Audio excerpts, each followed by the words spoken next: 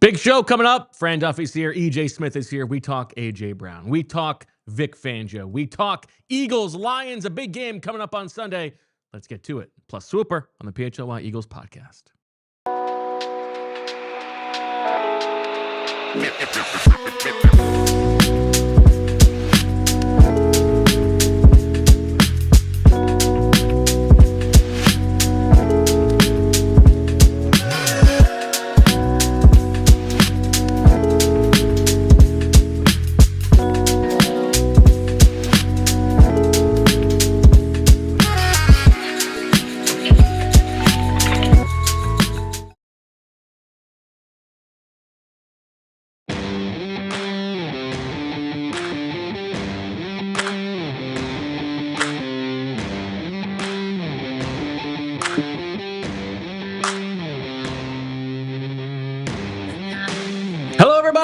Live from the Xfinity studio, this is the PHLY Eagles podcast presented by Bet365 and ASHLEY. Ashley, Wulf, Fran Duffy, EJ Smith here.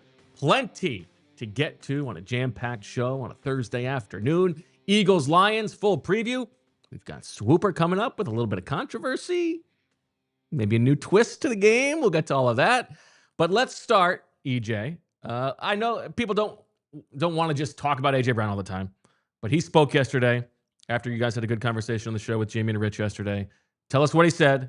Let's get it out of the way, and then we can move on with our lives. Yeah, I think that AJ Brown probably did the best job he's done all season, like getting out what is the root of his frustration. I think he's kind of, he's tried a couple of different times to address exactly why he's frustrated. And I think it took like being pretty scathing about where things are at with the Eagles offense and how he factors into that and how he feels about it on Twitch to then come out and just air it out the next day in the locker room. So yeah, Fran, did you do some scouting on Janky Rondo? No, when I was doing guys this week, I skipped over the Janky Rondo scouting report. Janky Rondo transferred too many times. Yeah, Janky Rondo had it first. We got to make sure we put that out there. Oh, okay. Janky Rondo, per Janky Rondo, we should be. Had it first. Yes, yes, had it okay. first. Yeah. So what did he say? So I think the biggest two comments that he had, he was addressing what he said on the stream. For those who are not familiar, he said the offense was an S show and said that he has been struggling and that, the highlights on Madden are the only highlights he had. He's very funny. It is. I mean, if you aren't invested in this team, then maybe you find it funny, but not a media creation, by the way. Well, we'll get there. Yeah. Okay. I'll get to that. So he said that he thinks what he said is fair. If you've got eyes, you can see that. It's the same thing he's been saying all season. So making light of a situation with a friend. When he goes, "Where have you been?" Yeah, right. That's so funny. Says that's something I'm not apologizing for because if you've got eyes, you can see it. That's me trying to laugh through my situation. I thought this next quote, and I think we have a graphic for this. I believe possibly, so. Was I think the best way that he synthesized why he's frustrated. He said, if we're really focused on winning and doing our job, we can't keep slapping the Band-Aid over the defense doing their job and getting us out of trouble. At what point are we going to pick up our slack as an offense and say, we are so great? And that's what I'm getting at. It's not that I don't care about winning. It's not that I don't care about stats. It's week after week. Sometimes we're not contributing. We're not doing our job on offense. You can't just keep slapping a Band-Aid over that and then expect to win late in the year and think you're going to go to it. It's not going to effing happen. It's not going to happen. Last year is what it is. Thank you for the ring, but it's a new season. They adapted. Thank you for the ring. That was very good. They adapted, and we have to adapt. We have to continue to get better and find new ways, and that's where the frustration comes in. So I know there's been a lot of people it's probably the most frequent thing I get asked by fans is like, why is AJ so upset? And I always say it's pretty simple. It's his role in the offense, and it's the way that the offense looks. And I think he finally got that out there. The only thing, though? I think it's his usage. I think it is the lack. I think that I do think it's pretty. Obviously, there's a lot that goes into that. But I think when you boil it down, it is his usage in the offense and that the offense has not been as productive as he believes it should be. And I think, honestly, and we'll get into this too, it's not as productive as a lot of the players think it should be. I'll expand on that. I think so. This is the other thing that people ask me a lot. Is like how is the locker room responding? I like this shirt, by the way. Thank you. I've been making the effort the last couple of days. You know, you go in quarantine. When you shop at Nordstrom, you get good stuff. Gets a good tease. Thank you for the compliment. I appreciate that. Nice shirt. So like people will always ask me, how does the locker room respond to AJ? And I thought it was interesting. Like yesterday, before AJ talked, you know, there's a lot of people waiting around his locker. It's kind of just the nature of the job is that we all kind of have to jostle to get in there. And if you're not in position, you're going to get behind the cameras and then you can't hear You him. seemed like you had good position based on your video. I really excellent. prioritized it yesterday. Excellent. Usually I am someone to pull the listeners behind my locker room strategy. Usually I'm someone who walks around and tries to catch guys. Yeah, you don't want to be in the scrum. But this was one where I felt like It's needed a must to be be's there, scrum. Yeah. especially because you can't usually hear AJ if you're on the outskirts. All right. But before he addressed the media, there were several of his teammates that came up and talked to him and sort of seemed to try and like lighten his mood or like, you know, just like it was like they were joking around. They were like kind of trying to make light of the whole situation. And honestly, one of those players was Saquon Barkley, which I think is significant. So, you know, I talked to a few people who were in the locker room yesterday. The Eagles had a late practice and it was a walkthrough. So a lot of guys got out of there really quickly. But the few players I did talk to, Adoree Jackson and Landon Dickerson, I asked both of them, how does the locker room respond to what AJ Brown said on Twitch and kind of like the firestorm that happens on social media afterward. And honestly, Landon Dickerson said he wasn't aware of what AJ said or anything about it until 10 minutes before locker room open. Like, you know, he left, I think he probably left walkthrough and didn't know about it until then. And Adoree Jackson, who's someone who's been around AJ Brown in Tennessee and now obviously with the Eagles. True. He said, we know him as a person. A lot of people don't know him as a human being, but they ain't been around or don't have blood, sweat, and tears. They ain't been in the trenches or come from that same struggle and don't understand the environment. I can't speak for everybody else, but for me, I'm not tripping. So I do think it's an important window into the conversation around AJ Brown, like externally was like at a fever pitch yesterday. And I'm not saying that it's not something that is talked about in the locker room. I do think the reason he does these things is because he wants them to have an impact on the conversations that happen internally. But I also don't think that like it is like as much of a an unsettling thing as maybe it seems from the outside. I think what's interesting about it, I was thinking about this week as well. Well, I guess yesterday and into today. When you see this around the league, right? When you see these, you know, when it's a wide receiver or a quarterback or, you know, a player that's unhappy in a locker room and you're worried about like the strife that it can create, typically when there is that strife, somebody else, like there's another figure, whether it's the quarterback or the head coach, somebody comes out and says like, yeah, this isn't right. We have to fix this, or you know, he can't be saying that. Right. You're not seeing that. So to me, like that's a good sign that it's not like creating a huge strife in the locker room, which is good. But there's clearly still an issue. And honestly, I feel like that in a way it might be worse because I don't know in terms of, let me put it this way. If a lot of people are agreeing with AJ, then what does that mean? Yeah. Right. If a lot of people are agreeing with AJ, then that means that that's not good for like Jalen Hurts or Nick Sirianni, wherever that attention is being poured into. And if that's like, that means a different change might need to happen. You know what I mean? Like it just leads to tough conversations and tough decisions once you get to the offseason. It's like, it's like they went to couples counseling and they're not fixing anything. They've just decided to stay in an unhappy marriage, and everybody else has to just reap the benefits. And you know what happens after that. We're staying married until the kids go to college, and then after the kids. But everybody knows that we hate each other. Yes, like that's not healthy either. I do think it is. So since we're talking about the marriage here, Jalen Hurts and AJ Brown, the relationship that is always under so much scrutiny. I did find it very interesting. Like AJ was asked very specifically about the times that he gets open and the times that Jalen has not thrown him the ball. And I found it interesting that he defended Jalen when presented with that question. Agreed. He said certain plays have different reads. Despite what it looks like when someone takes a screenshot, you can't go off that. He has certain reads. He has a lot going on in his head, and he's trying to process. And then he has pressure in his face. So that it seemed more to me like what his frustrations were that he was addressing yesterday were more about like the way that he's using the offense. He later said that they need to do a better job creating for him, trying to put him in situations to help and contribute, which I think is more about like, you know, kind of like the thing we talked about on Tuesday, Fran, like.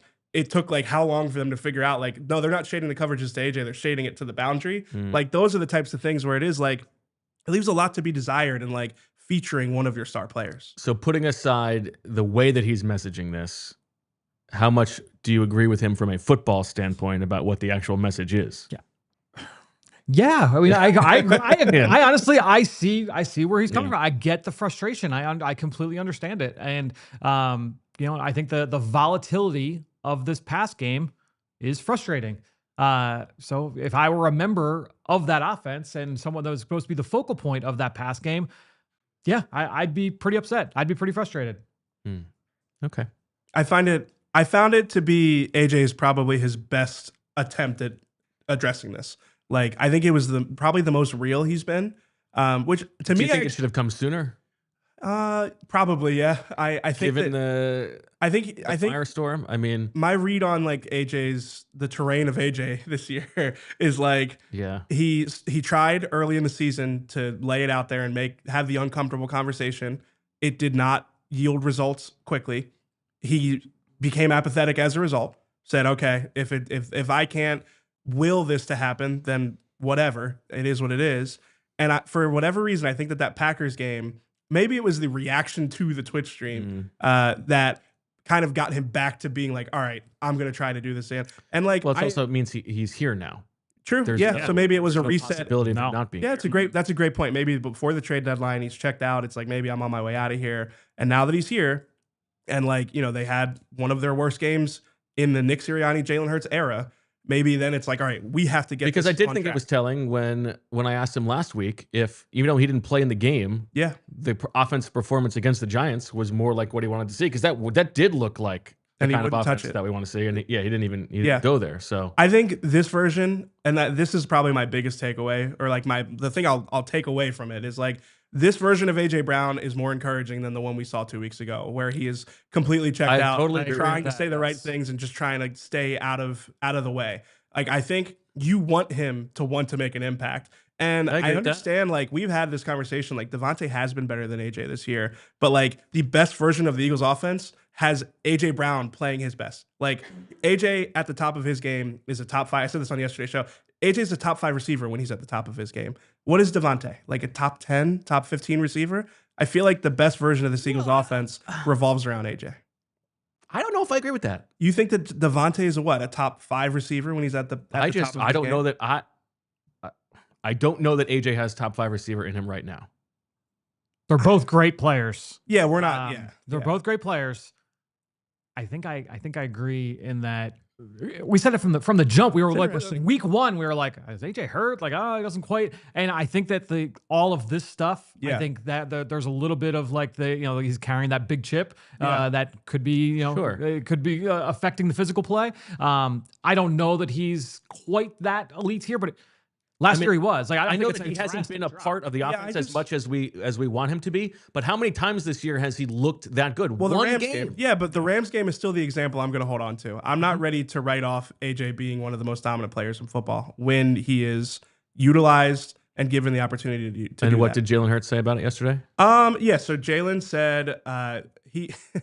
I've got what he said after a few questions because I think it was the most telling. Right. But he did say something along the lines of I'm focused on the collective, but AJ's a big part of that. But eventually he said, we've got the Detroit Lions, so I'm definitely going to put a halt to that. I think the more we drive that with the AJ conversation, the more of a distraction it becomes. And ultimately it's about the group. But I did have one other Jalen quote. I know we're probably running long here. That's okay. I had one other Jalen quote that I found interesting to tie into what AJ was talking about. Like, you can't Band-Aid over the way the offense looks. I'm pretty sure this was after the Broncos game. I'm certain of it. Jalen says certain things don't get you until they get you, and we're obviously in pursuit of our best self in pursuit of growth. I kind of think that is just a repackaged version of what AJ said. Obviously, more more measured. Not as inflammatory, but I think they kind of are saying the same thing. Like, the offense needs to improve for them to get where they need to go. But are they saying it about the same thing?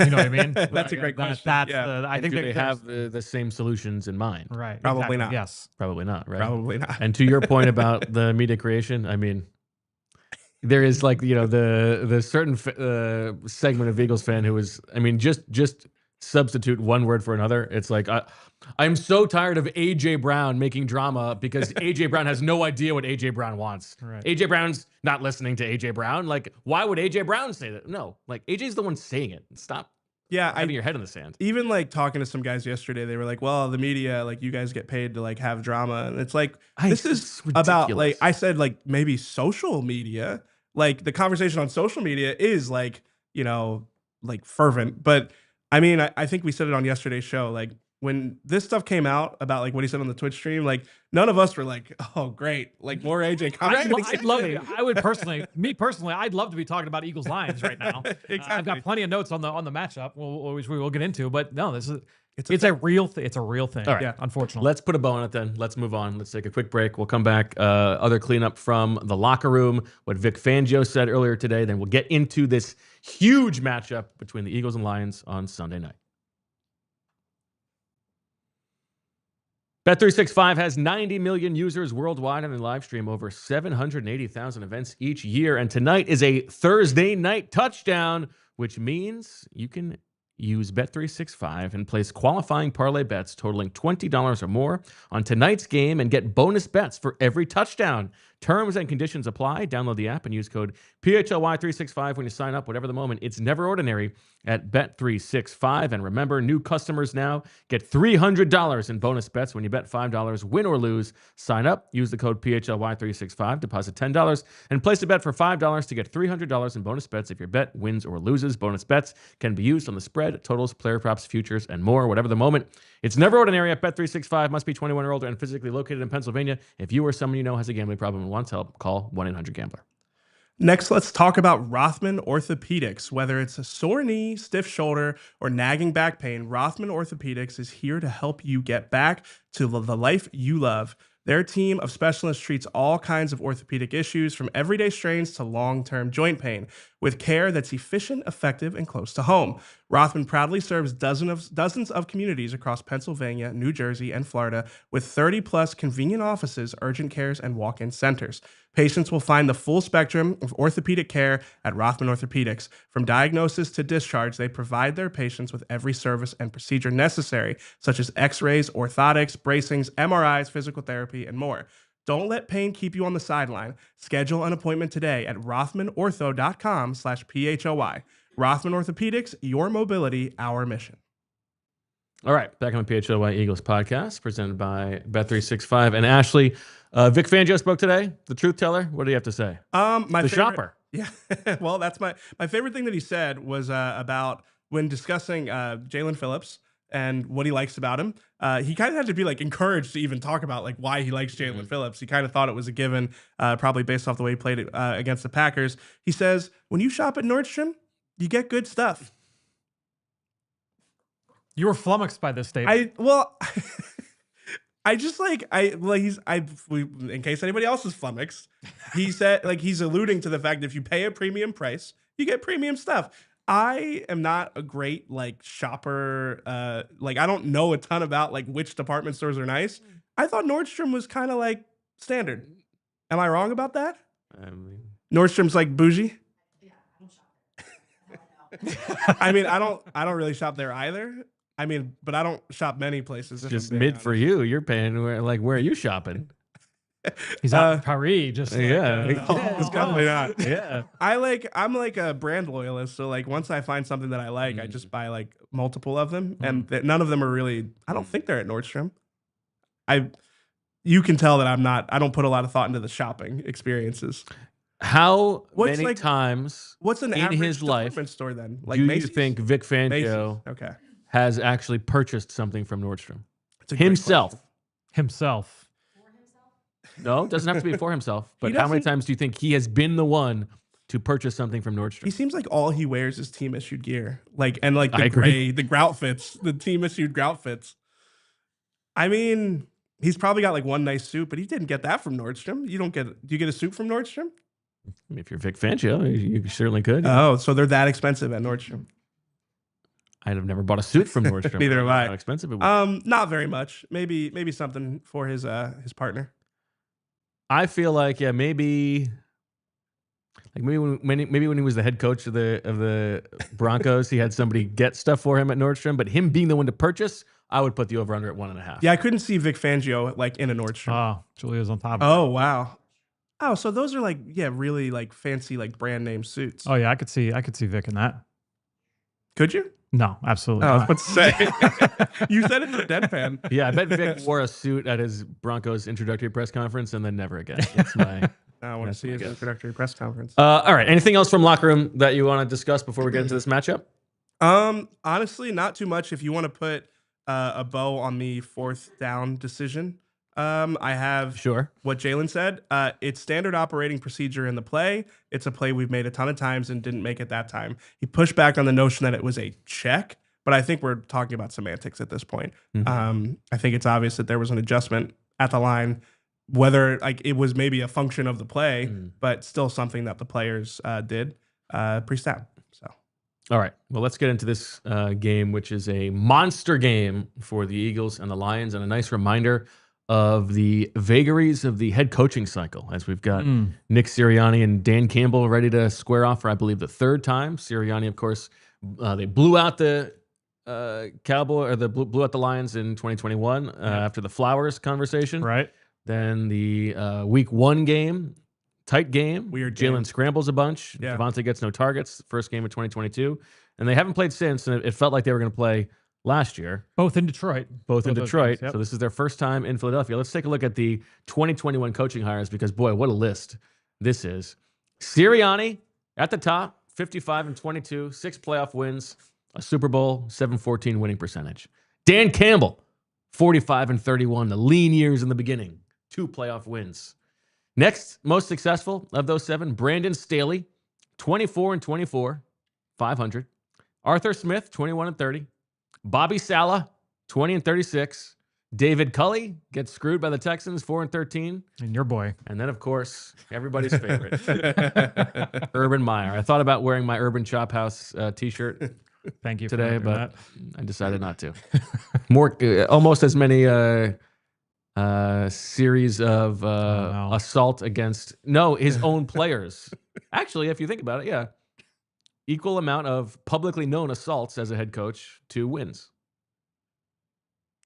what did you think of Brandon Staley, Fran? Don't answer this. Imagine if Sirianni had that kind of record. I mean, that would be a lot of assaults.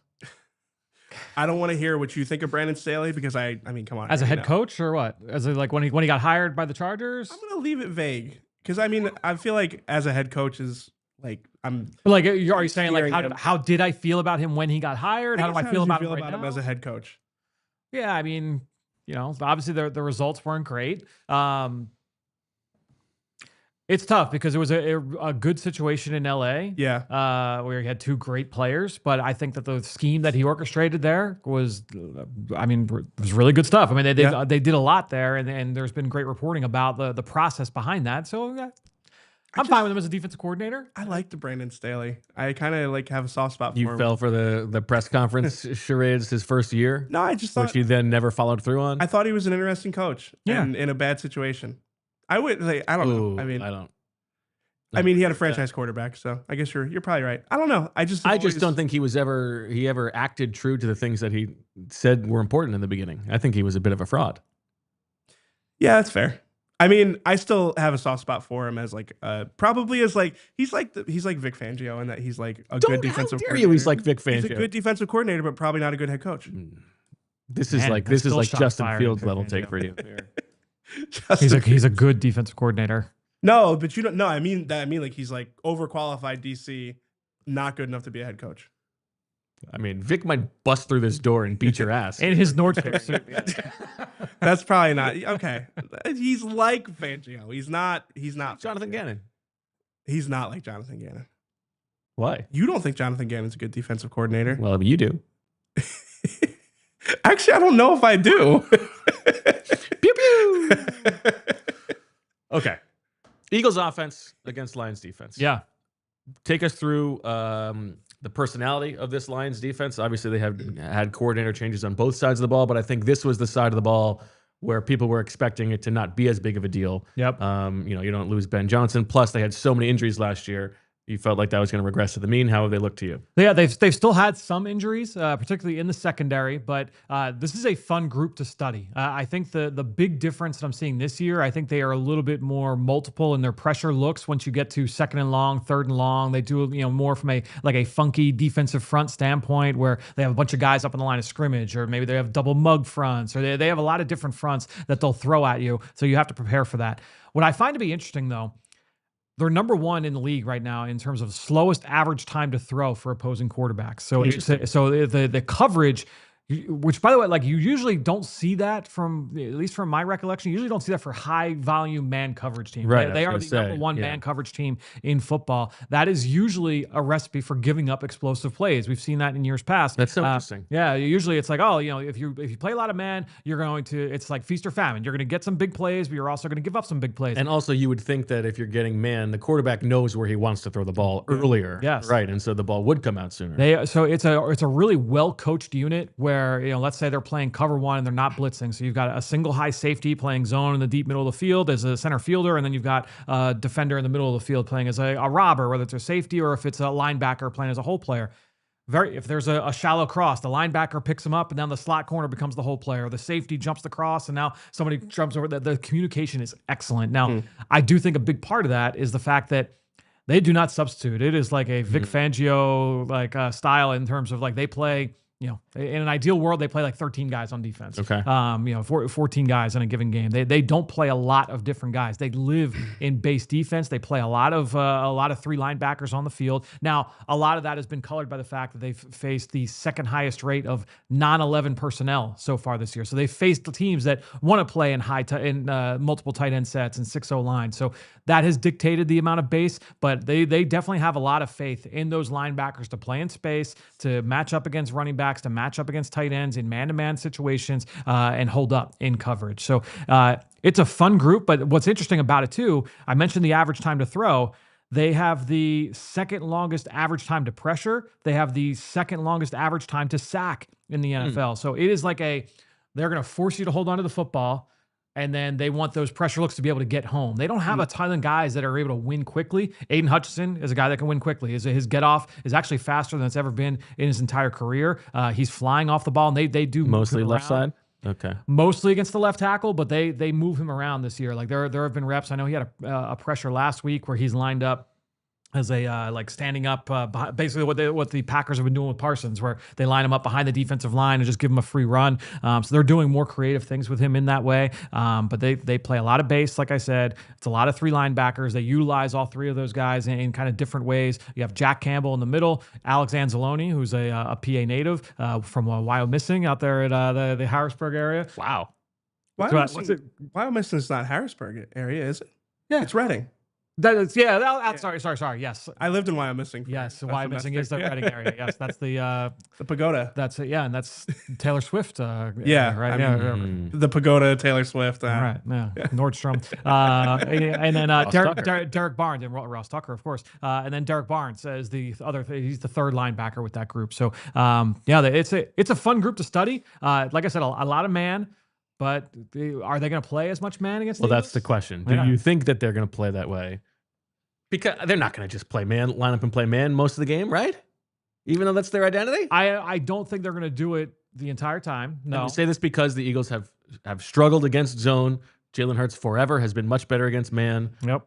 Certainly the Lions want to make A.J. Brown frustrated and stick in zone. Like I would be pretty surprised if they stick to it. I mean, they'll still do it. I think they'll still do it. I think that they're gonna try and do, because here's the thing is that when you look at the way the issues the Eagles have had, in terms of if the pressure rates and the kinds of pressures that Jalen Hurts gives up, they are late in the down pressures where he's forced to hold on to the football and he's not sure of what he's seeing, and so that's going to be a very interesting. I don't want to say like cat and mouse, because it might be straightforward that the Lions are just out executing the Eagles' pass game concepts and out executing the receivers and Jalen Hurts and forcing them to hold on to the football, and then those guys get home.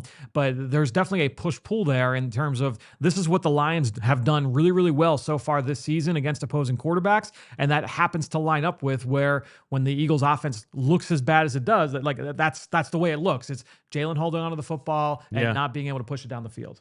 So let's say when the Lions do go man, do you think it's AJ Brown? Where do you think the Eagles' advantages are?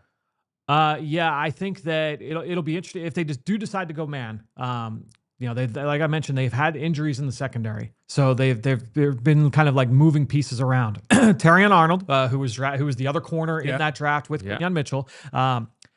He's talented, but very handsy. A lot of penalties. Yeah, a lot of penalties the last 2 years. And then when you look on the other side, it's Amik Robertson, who they brought in free agency, who's an undersized corner, has some nickel flexibility, can line up inside and outside. He's a very competitive player. But if it's AJ Brown versus Amik Robinson, like, he should be dunking on him every single chance you get. It's like the conversation we had in that Rams game, where it's like AJ Brown is bigger and more physically imposing than every corner on that Rams roster.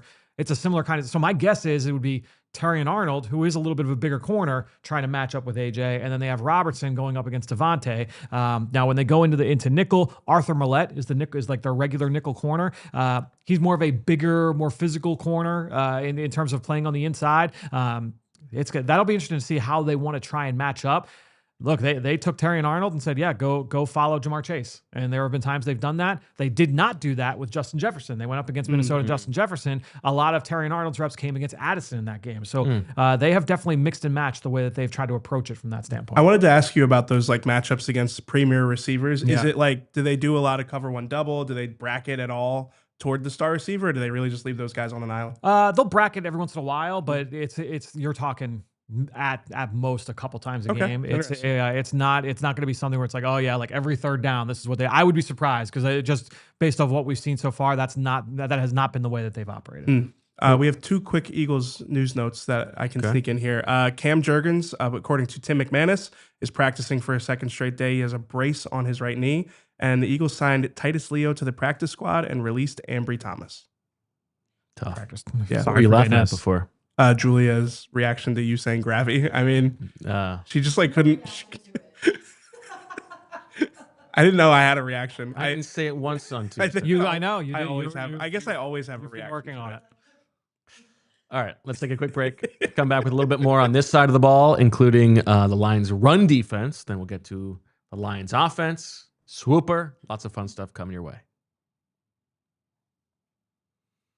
We all know the feeling. You walk into a jewelry store trying to pick out something for your boo, and suddenly you're in over your head. You're thinking, what is the difference between all these diamonds? What if they don't like it? It can be stressful. That is why working with Joe and Michelle at Bucci's Jewelry and Design has been such a game changer. They make the whole process seamless. From the minute you walk in, your family.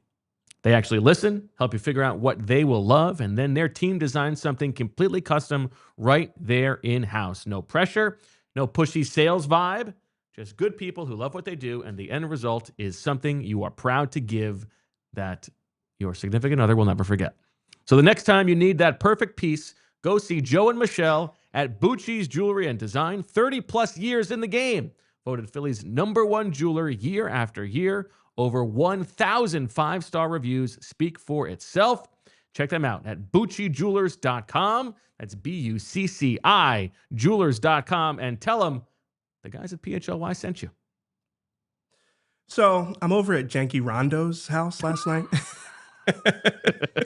He's pumped to play some Madden, watch some football, but his setup was a total mess. Lagging, buffering, and switching between apps, trying to find the game. He claimed he was a big fan, but I felt like I was fan-fished. See, if you call yourself a football fan, you have to have Xfinity. It's the ultimate sports destination. I can find the best games of my favorite teams all in one place, and the way that I watch is next level. It's the perfect fan flex. I've got all the action right in my living room, plus Xfinity's best picture and sound with enhanced 4K. So clear, it feels like I'm in the stadium. Sometimes I've got 4 games going at once because why not? On top of that, I get real-time notifications and live stats right on my TV. It's the best seat in the house every time. Next game day, make sure that big fan isn't a big fail. Learn more at Xfinity.com. Xfinity, imagine that. Restrictions apply. Multi-view requires Xfinity 4K capable TV box. Fran, how about this Lions run defense? like their pass defense. They've been top quartile by almost any metric. What do we expect from them on that front? They do not miss tackles. They are one of the best tackling teams in football. You feel that when you watch them, and the numbers spell that out. They've allowed just 5 runs of 15+ yards, which is one of the best in the NFL, one of the fewest numbers in the NFL. Just 88 yards rushing allowed after missed tackles this year, according to Next Gen Stats. They are the only team under 100 yards in that category. They've got an 8.2% missed tackle rate, best in the NFL, according to Next Gen Stats. So, this is a team that has been very sound with their run game. They're stout up front. I mentioned that they'll get into these different sub packages, but the fact that they live in base defense, those guys, all 3 of those linebackers are really good against the run. And then you've got Aleem McNeil, who's good against the run inside a defensive tackle. They drafted Tyleik Williams, a defensive tackle from Ohio State, in the first round this year. He's a good run defender. It's a really sound group up front. Aleem McNeil. Unfortunately, we're gonna have to redo that. All right, well, Please don't. We'll do it again. Hold on. Come back to us, Julian. I'll sell it more this time. Hey, EJ, Aleem McNeil. Oh, for the real heads. So, given all that, Yeah. I mean, we know how the Eagles have wanted to play this year. What do you expect their game plan to be? I'm fascinated to hear what Fran's about to say. I have no idea. I mean, look, I think to me, going up against this defense, I would try and win on the perimeter with AJ and Devontae and say, like, our guys are better than your guys, and try and beat them in that way. This has not been an offense that has been able to run the football, and you're going up against one of the best run defenses in football. If they were to come out and consistently, look, they're going to try and run the ball. I'm not saying that just completely abandon Saquon Barkley in the rushing attack, but this can't be a conservative game plan. We'll get into the other side of the ball and why that can't be the case, but you can't go in and you're not going to win this game scoring 13 points. You've got to be able to outduel them and outscore this team, and you're going to do that throwing the ball against this defense. What's your confidence rating in the Eagles being able to do that? Not doing it, but being able to play that way. Well, the other fascinating part of it is that Jalen Hurts has been the most productive deep ball thrower this season. In terms of like completions and touchdowns and like passer rating, like he has been one of the best in football that way. That's so much of it has been vertical throws. This is a defense that does not allow explosive plays. They're doing it at one of the best rates in football this year. And so that's another like push-pull, like, when push comes to shove kind of thing here with this matchup where it's a defense that doesn't allow explosives. You have an offense that lives by the explosive and hasn't been able to sustain drives. Like they've been really bad on third down for most of the year, all the 3-and-out stuff. We've talked about this. So if you're not hitting on those explosives, if you get into third down and then you're conservative in the run game and you have 4 cowards draws in an afternoon, like, to me, I don't feel good about that part of it. So, I think they need to lean into the volatility and say, we are going to be a pass-first team in this one, and we are going to try and win the matchups on the boundary. Yeah, I don't think that. I mean, it's not like they shouldn't be looking for explosives. The Packers were the best defense in football last week in not surrounding them. The Eagles still got 3, and 2 of them were just because their guys were good. Yep. And we talk about this all the time. I know that this is a pet peeve of Deniz's. But that game was like, can we just get Saquon the ball as a receiver a little bit more? Yeah, I agree. Right? Like, if we can't find a way to get A.J. Brown and Devontae Smith open, let's at least get him in a mismatch, right? They ran that wheel route that we talked about where they're hunting them explosive with him. But I think that they clearly can do more with that. That's certainly something where, again, if you're not going to be scripting stuff for AJ, like, all right, well, then let's find ways to be able to get the ball to Saquon and to Dallas and the rest of those guys as well. I came into this week like feeling a little bit more optimistic because it's like, well, Packers are a zone-heavy team. Lions are a man-heavy team. Maybe they switch it up a little bit, but like it is like there was reason to believe the Eagles should be able to be successful against that type of defense.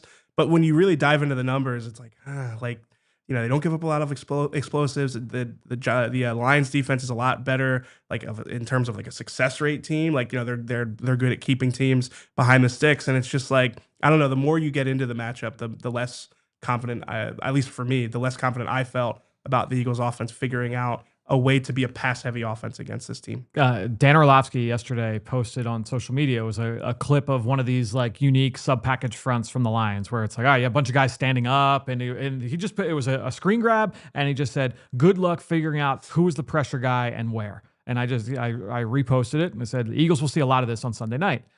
So many responses to this thing. We're like, oh, they're just going to run down. They're going to run down the lines, throw it. If they in what reality have we seen this offense been able to do that this year? Like, we have not seen them when they have not played the Giants, they have not been able to run the ball with consistency this year. It's just, for whatever reason, maybe that can change, and it's possible that it does. But going up against a team that has been really good against the run, I would say it's unlikely in this matchup. That's what's confounding about this year's Eagles team is like, you are basically like accounting for at all times the fact that they are one of the most talented and expensive offenses in the NFL.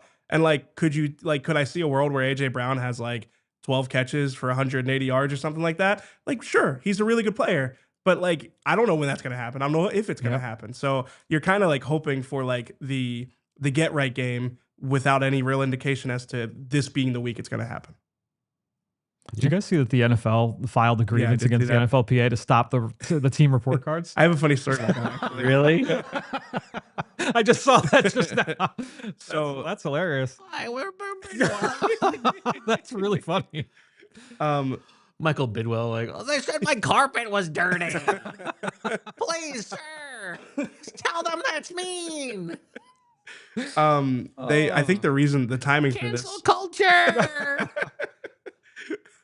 They won't let me get away with not having a nursing room for the wives of players. Like, is there any billionaire in the world that will accept any consequence for anything they've ever done? No.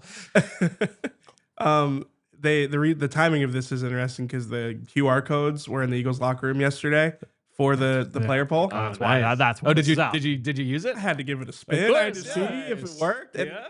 the security for them, maybe I shouldn't be saying this because it'll help the owners, but the security for them is really bad. Like, I can totally fill it out if I want to. I'm not going to because that would be the wrong thing to do.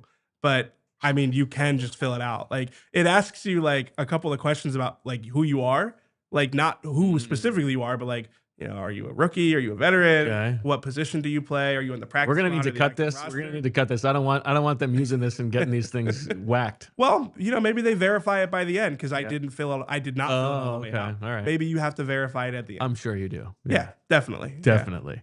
Julia, just fantastic graphical work from you. NFL report cards are mean. I mean, it's so ridiculous. Oh, that's so I did not well, fill honest, it out. what it I did is not fill it out. I think what it probably is like, this is a thing that, you know, they can add to the long list of things to get negotiated, and then like, okay, we'll let you have this, and instead we'll keep a little bit more money. Like, I will say, I mean, maybe it's just the fact that the team hasn't been good this year. The fact that you went on a billionaire rant and you didn't do one Josh Harris face. A little bit of an upset. Josh Harris has a few other things to worry about in the news these days. All right, let's take our last break here and then come back on the other side, talk about this interesting Lions offense and whether or not they can afford to deal with someone who shops at Nordstrom. Speaking of that Eagles defense, you know who else is playing championship level defense, offense, all kinds of stuff? Championship level deals. Elkins Chevrolet, of course.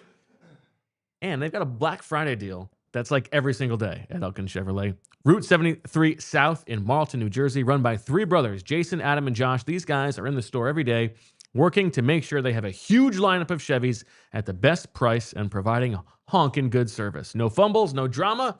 Just real brothers running a local business and backing every Black Friday sales deal like it's the championship game. So if you are in the market for a new Chevy, make your next move to Elkins Chevrolet. Real brothers, real deals, and a whole lot of honking good service. Shop now at elkinschevrolet.com. Together, let's drive. And we'll now hear from our friends over at Factor, because look, fall is here, and just like you always feel like you need a little bit of a reset. You know, things get a little bit more busy with your schedule. You have back to school. You know, the days get shorter. You get busy because you want to try and get stuff in before the winter months hit. Well, that's why Factor is perfect. I will tell you, I have used Factor at different points in my life. I remember there was a time when I was doing keto. I did a keto diet twice. Factor is keto friendly. And so there was an easy thing. You know what? I'm going to buy these meals. I don't have to think about it. And it's perfect for my diet. There have been times when Francis was first born. It was like, oh, you know, we got the newborn. I just need we need something quick. We need something easy. We don't have a lot of time to spend on these recipes. Factor came in clean. There was earlier this fall. I was like, you know what? Like, I'm up early in the morning. I'm doing, guys. I don't have a lot of time to be like, you know, buying breakfast. So it's like, all right, you know, let's do something where I don't have to think about it. I can just heat up a quick breakfast, take it out of the fridge, and I'm off to my office. And Factor came in the clutch. So no matter what is going on in your life, you've got your variety. You've got more meals to choose from, a wider selection of weekly meal options, including the premium seafood choice. If you want something for dinner, you got salmon, you got shrimp at no extra cost. You've got all the different global flavors. For the first time, you could try Asian-inspired meals with bold flavors influenced by China, by Thailand, and more. For more choices and better nutrition, that's why 97% of customers say that Factor helped them live a healthier life. Feel the difference no matter your routine. Eat smart at factormeals.com/PHLY 50 off, 50 off, and use the code, again, PHLY 50 off to get 50% off your first box plus free breakfast for 1 year. That's code PHLY 50 off at factormeals.com for 50% off your first box plus free breakfast for 1 year. Get delicious, ready-to-eat meals delivered with Factor. The offer is only valid for new Factor customers with the code and qualifying auto-renewing subscription purchase. Back in the PHLY Eagles podcast, let's check in on the Super Chats from the good sickos. Chase Daniel Plainview says, has AJ considered that Kevin Patullo is too busy to get him the ball because he has to drop red zone targets for Goddard? They have been like noticeably more creative in the red zone than literally anywhere else. I agree with They've that. been very good in the red. I mean, yeah. your Swooper's benefiting from it. Hey, Yeah. not complaining. Yeah. Joe Rockhead. I just drove by the training facility and seen Jim Murphy running out crying. Who's Jim Murphy? I was hoping you guys would know. Jim Murphy. Oh, he's Inner Excellence guy. From last year. That's I knew right. the name That's rang a right. bell. That's right. Yeah. Okay. I figured he was in Yeah. some movie I haven't seen and that I should have been aware That's of. a literal Jim Murphy from last year. It's the fifth Beatle, Jim Murphy. No wonder EJ hates him. All right. Lions offense. Yep. Also very good. Very Fifth good. in DVOA. First in EPA per dropback. Also good in the run game. Here we go. 10th in EPA per rush.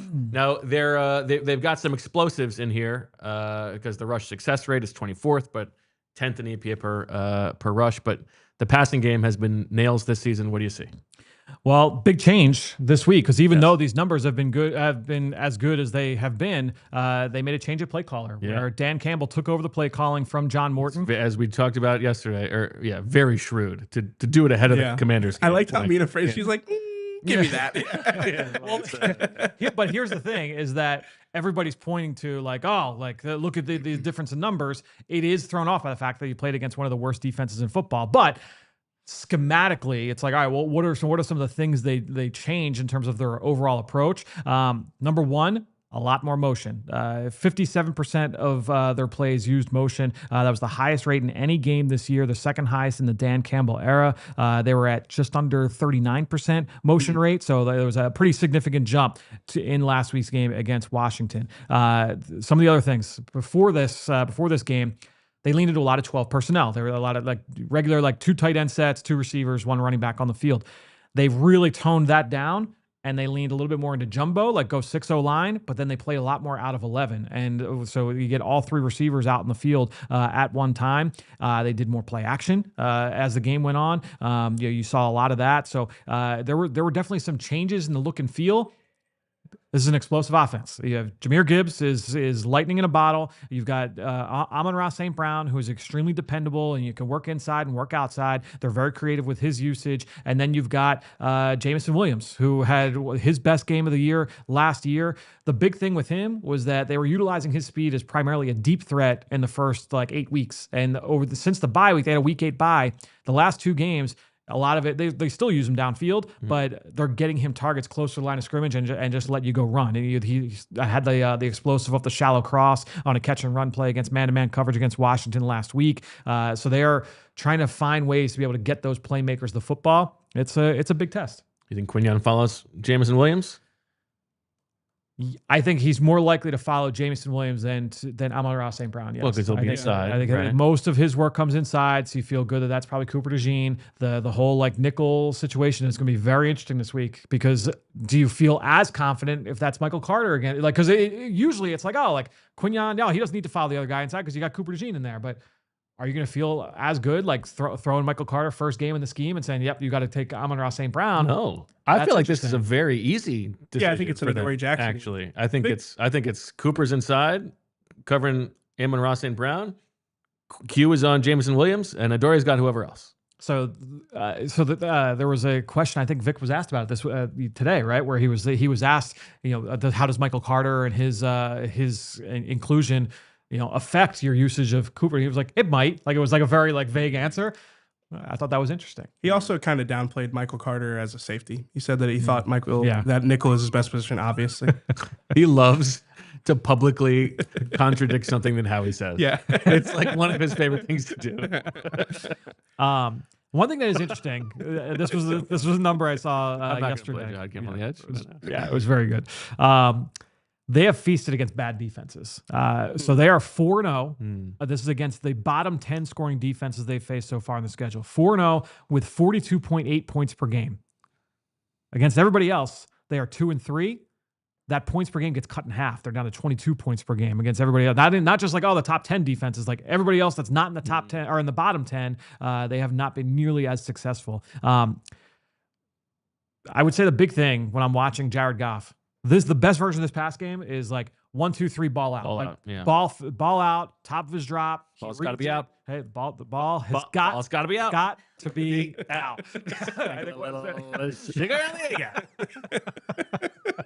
Like 4 people are going to think that's really funny. That's why we do the show. I think when you're looking at this pass game, the longer you can make Jared Goff hold on to the football, the better. He's getting blitzed the 6th highest rate this year. And typically if he gets blitzed, he wants to get the ball out fast. So find my hot route, get the ball out. I think that teams are doing it because they are trying to force him to get off his spot so he does not get the ball out quickly and try and hold it. The longer he holds onto it, the better it is for the defense. Look, the Eagles have been really, really good against quick throws under Fangio because this team has been such a good tackling team. They know where the hot routes are. They're able to kind of take that first read away. I think that's going to be one of the big goals of this Vic Fangio defense here on Sunday night is going to be take away that first read, force him to hold on to the football, and let that rush get home. If that rush is able to be as effective as they were the other night against Green Bay, I think that's a good sign for this group moving forward. I usually think that there's too much of this, but deep in my bones, I don't think that Jared Goff wants to play in cold weather.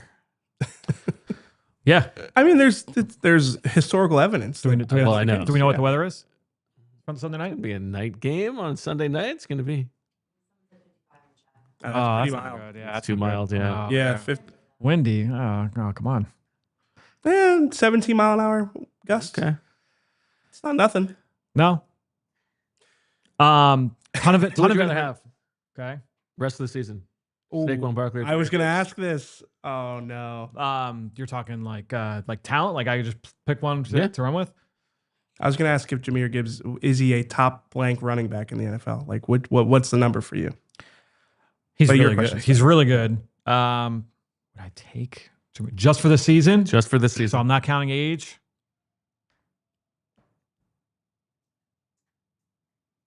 In this offense with Jalen? Yeah. It's tough. I probably still lean Saquon. Oh, okay. But I don't. Gibby. Yeah, I don't feel. What if you were building an offense, like offensive agnostic? You have to start with the running back. Just for this year? So Yeah. it's, again, taking age into account. Just this year. I would say still. I would say Saquon. Okay. Gibbs is awesome. Yeah. Gibbs is awesome. What he does in the pass game, I talked about how explosive he is. The knock on him before was that, He's a space player, like everything's perimeter run. He's running at the highest rate in between the tackles this year, so downhill between the tackles. And he's been the second most effective running back between the tackles this year. So it's not just, like he's doing it at a higher rate. He's also been very productive when doing so. He's only behind Jonathan Taylor in that metric. So, the big thing, honestly, and this might also feed into the blitzing numbers as well. This was a number I was looking into because it occurred to me. Because one of the things I do when I'm watching teams now is like, all right, I'll watch like the last like game or two, and then let me just watch different cut ups. So I'll watch like pressures and I'll watch explosive plays and whatever. So I was watching all of the times when Jared Goff was pressured. I felt like the running backs were at fault a number of times. So this is from my notes. I would do whatever you can to keep the running backs in for protection. Try and force those guys to stay in. Detroit running backs have the 5th highest knockdown rate in the NFL. That's from PFF, so not a pressure rate, Bo. A knockdown rate. And Gibbs has allowed the 2nd most pressures, 9, among all NFL running backs, and also keeps him from being out in space. If you're able to show pressure looks and try and keep him in, then that also is a win for the defense as well. David Montgomery, he's also got 3 pressures allowed. So the running backs have struggled in pass protection. So if you're able to utilize those linebackers and force those guys to stay in, and you're doing that with those overloaded fronts that we talked about, those tilted fronts. That's a recipe for success. What is knockdown rate? I think it's when the quarterback it's a quarterback hit rate. I think that, so it's. I think that's more meaningful than pressures. It's not subjective. Okay. Yeah. So when running backs stay in. So it's basically like knockdown rate is when the quarterback gets knocked down. Okay. But I specifically said when it's credited towards the running back. I see. Okay. Feels a little janky rondo to me.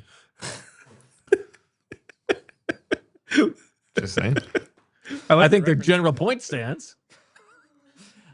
I'm sorry. I will only use metrics that you have previously approved before I do anything. Thank you.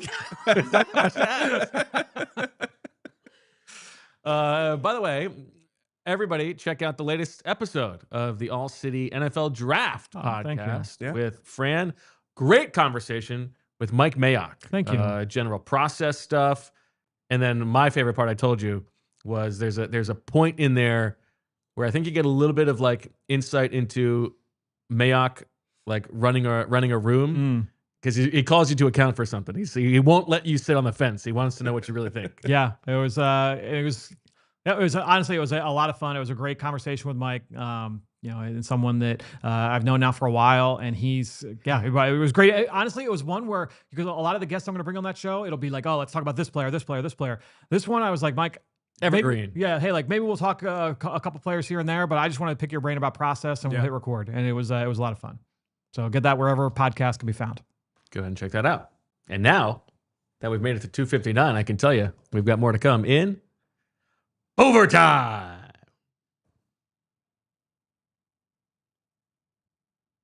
You didn't like that one? No. You didn't like the pushing the chips all in? Yeah, pushing the chips how in. I was like, what the hell was that? Was? I don't know. I just said I didn't plan it. I just did it. It was bad. I mean, it's not the worst you've ever done, but it's not EJ time. I think go back to the drawing board on the. It's not EJ time. We want to do this? No, there's a lot of bad things. I don't know how you got from that to that, but. All right. Anything else on this offense this matchup that is intriguing to you? I don't want to throw out any metrics that you're going to disapprove of and poo-poo. Well, you can try it again. The environment you've created here. Now, like Fran is doing a great job breaking this down. It's a safe space. And now no, it's not. It's literally the opposite of a safe space.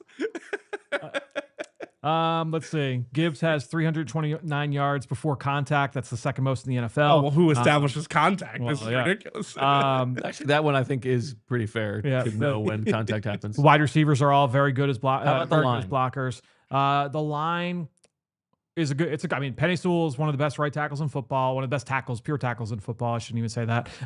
Really good in the run game. He's been, this is his best he's been in the pass game this year. I think when you're looking at Tate Ratledge, the rookie right guard, 2nd round pick, he's like Landon Dickerson, like a pure power movement player. They have a new center in Glasgow who shifted over from guard last year. He's fine, like perfectly fine. He's not like a hyper athletic center, but he's kind of meat and potatoes, like win at the point of attack player. Coyote Awashika. Yeah, baby. Left guard. Was he, what was it? Was he like Camp Crush number 3? No, it was a little bit later than that, 4 or 5. Okay. So Because it is DeAndre Carter. There's Sua. There's Elijah Riley before him. Sua was before Coyote? Oh yeah. Yeah. Really? Because I was. Sua's been around. I was on the beat. Yeah. Wow. Vic Fangio said this is the best O-line in the league. Does that surprise you? Wow. Shots fired. It's pretty strong. Yeah. I don't know that I personally would say that it's the best, but it's a top 10 group for Okay, sure. yeah. You probably tell me that it's like top 5 or 6, and Yeah, I my feel, ears I feel perked good up about when that. you said that. Yeah. Yeah. Just going up against some of the other. Maybe it's because stats they got a like lot that. of white guys. Like with the quarterbacks. Yeah, right. Yeah, you're right. Like he likes like the feisty white quarterbacks. Yeah, but he loved Tate Ratledge. A ton of inbreakers in the offense, and Goff is targeting him at a high rate. They love to work the middle of the field. Obviously, a lot of that is Amon-Ra St. Brown. A lot of that is Sam Laporta as well, the tight end, working down the middle of the field. In the red zone, you've got to be alert for Amon-Ra St. Brown. He's got a target share of 40.5%. 40.5% of Jared Goff's throws go towards Amon-Ra St. Brown when they're in the red zone, which, by the way, is any play that's within the 20-yard line, just for clarification. They love utilizing him tight to the formation in the red zone.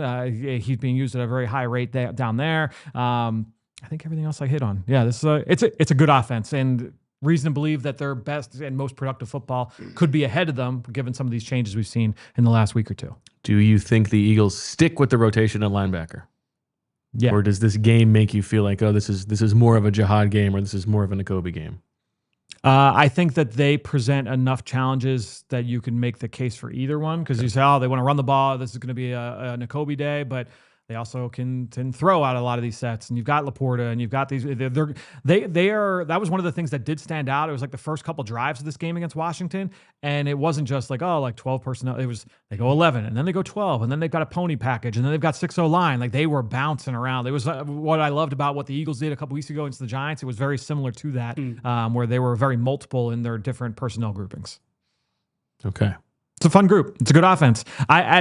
I felt really good about last week's matchup. Like going out, I was like, man, I think the Eagles like match up really well against the Packers. I felt good about this one. I don't feel as strongly and as convicted about an Eagles W here this weekend. Okay, good to know. Everybody ready? I got to get the abacus. Go ahead. I was just going to like do it strategically. That's fine. I'll see if I've got anything else here. Maybe we should, for Swooper, we should get a camera to follow you. Yeah. You can do it on your cell phone now. Oh, that's fun. Should we talk about something while he's gone? Who cares? Actually, we have a couple super chats. Oh, yeah, that's right. I did see that come through. Super chat from Musa says, why does it feel like the Eagles org has been so bad at developing internal coaching talent since Andy Reid left?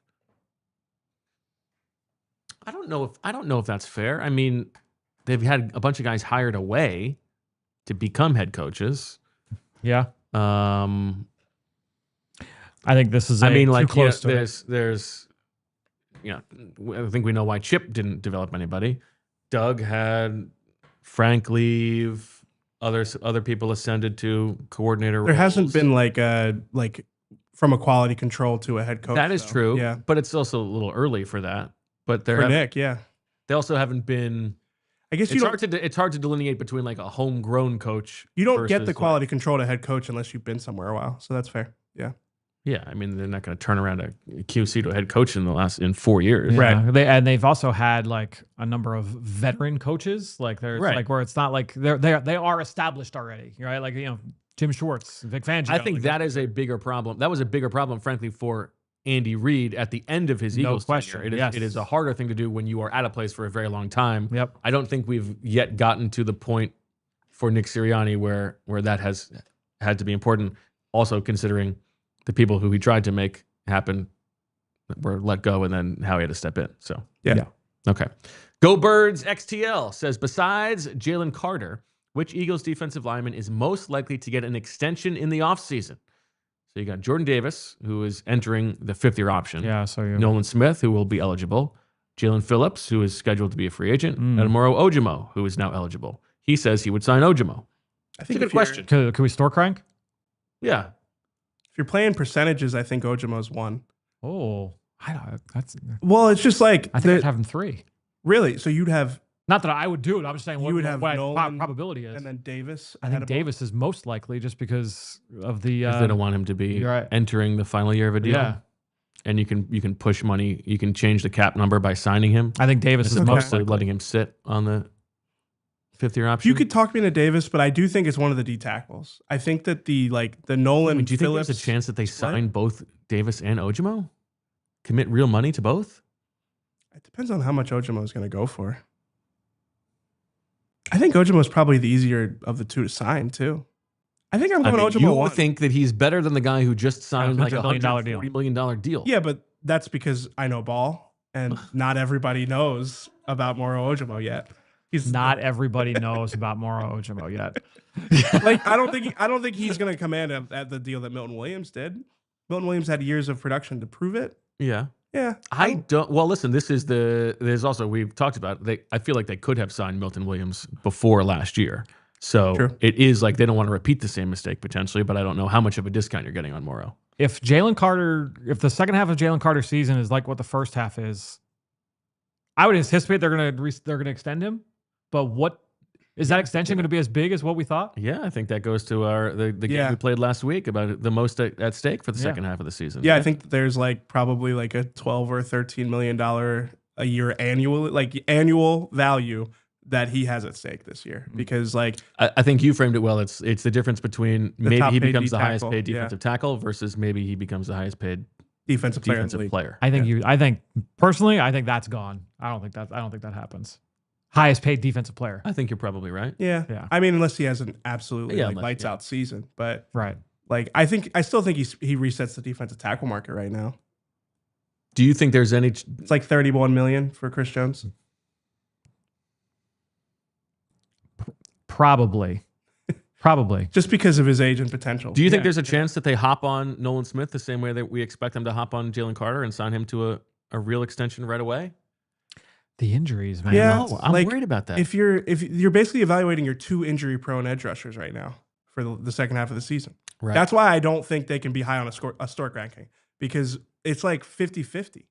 I know that Nolan he's younger and he's been here longer, but maybe you do talk yourself into Phillips over Nolan in the offseason. It's interesting. Yeah. Luis says, according to the media, the offense looks like Jalen wants it to look. Do you guys think that if McKee played with a better playbook, the offense could be top 5? It's a great question. Top 5. I think there are two answers here. One is that I do think that there are people in the building who are very curious to know what the offense would look like Yes. with Tanner McKee. Yep. Two is that I don't know that I think top 5 might be a stretch, but I do believe it would look different. Would look different, and there is a good chance it would be productive.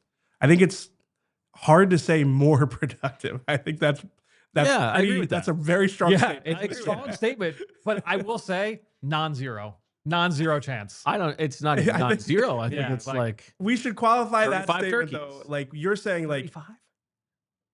I'm not saying he's no. 35? Yes, I'm saying in a short sample, I think there is a. I think because yes. of the talent around. Yeah. Tanner Yeah, McKee of course, of would be course, yes. featured more in that hypothetical Right. scheme. And he That's might what turn you're the saying. ball over more, but I think you would see. I would think you would see that wider variance. But this is why like the Jalen Hurts conversation is so fascinating. That's not an anti-Jalen take. Yeah, well, It kind it of is. is. It is. Yeah, It is. It kind of is. I Yeah. think because I remember. I'm sure he wouldn't mind me saying this. I remember Sheil Kapati and I having this conversation. We were golfing last year at some point, and we were Big just talking. flex. Well, and we were talking through it. It was during the fall last year. I think it was during the Eagles bye week, maybe. And we were talking about quarterbacks around the NFL, and it was like, man, like if you took any other quarterback and you plopped them into this situation, like what would it look like? And it's tough to know. And when you have Tanner McKee, like it is fascinating. Well, we know that it would look different. Last We year saw it with look the different. Kellen Yeah, Moore, right. it looked different. They had a week to game plan, and the offense looked completely different. Not even, results wise, but just the playbook. This is truly overtime, by the way. We're having this Tanner McKee conversation. Pat Phoenix.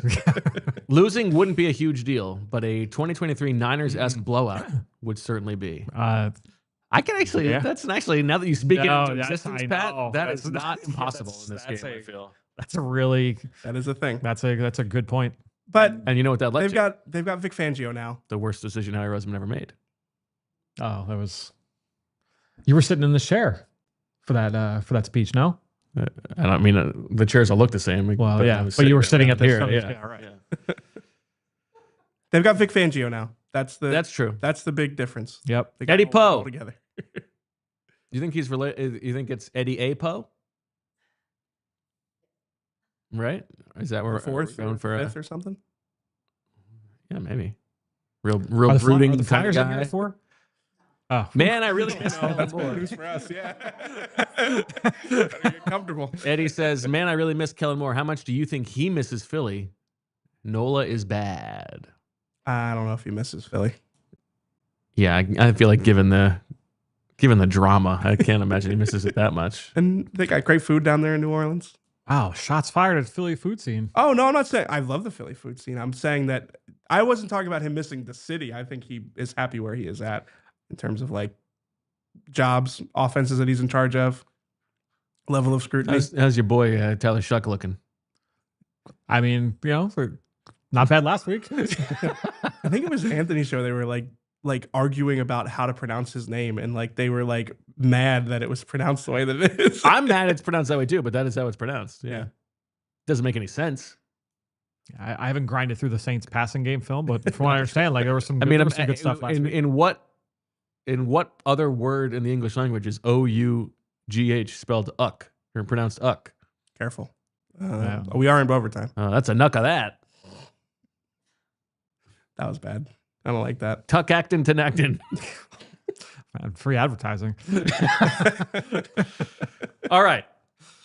Let's get to our Swooper Sorecasting results. Heading into last week, EJ had the lead with 3.5 points on the season, 2.5 for me, 2 for Fran. Here's how it went last week. Fran, 4 items.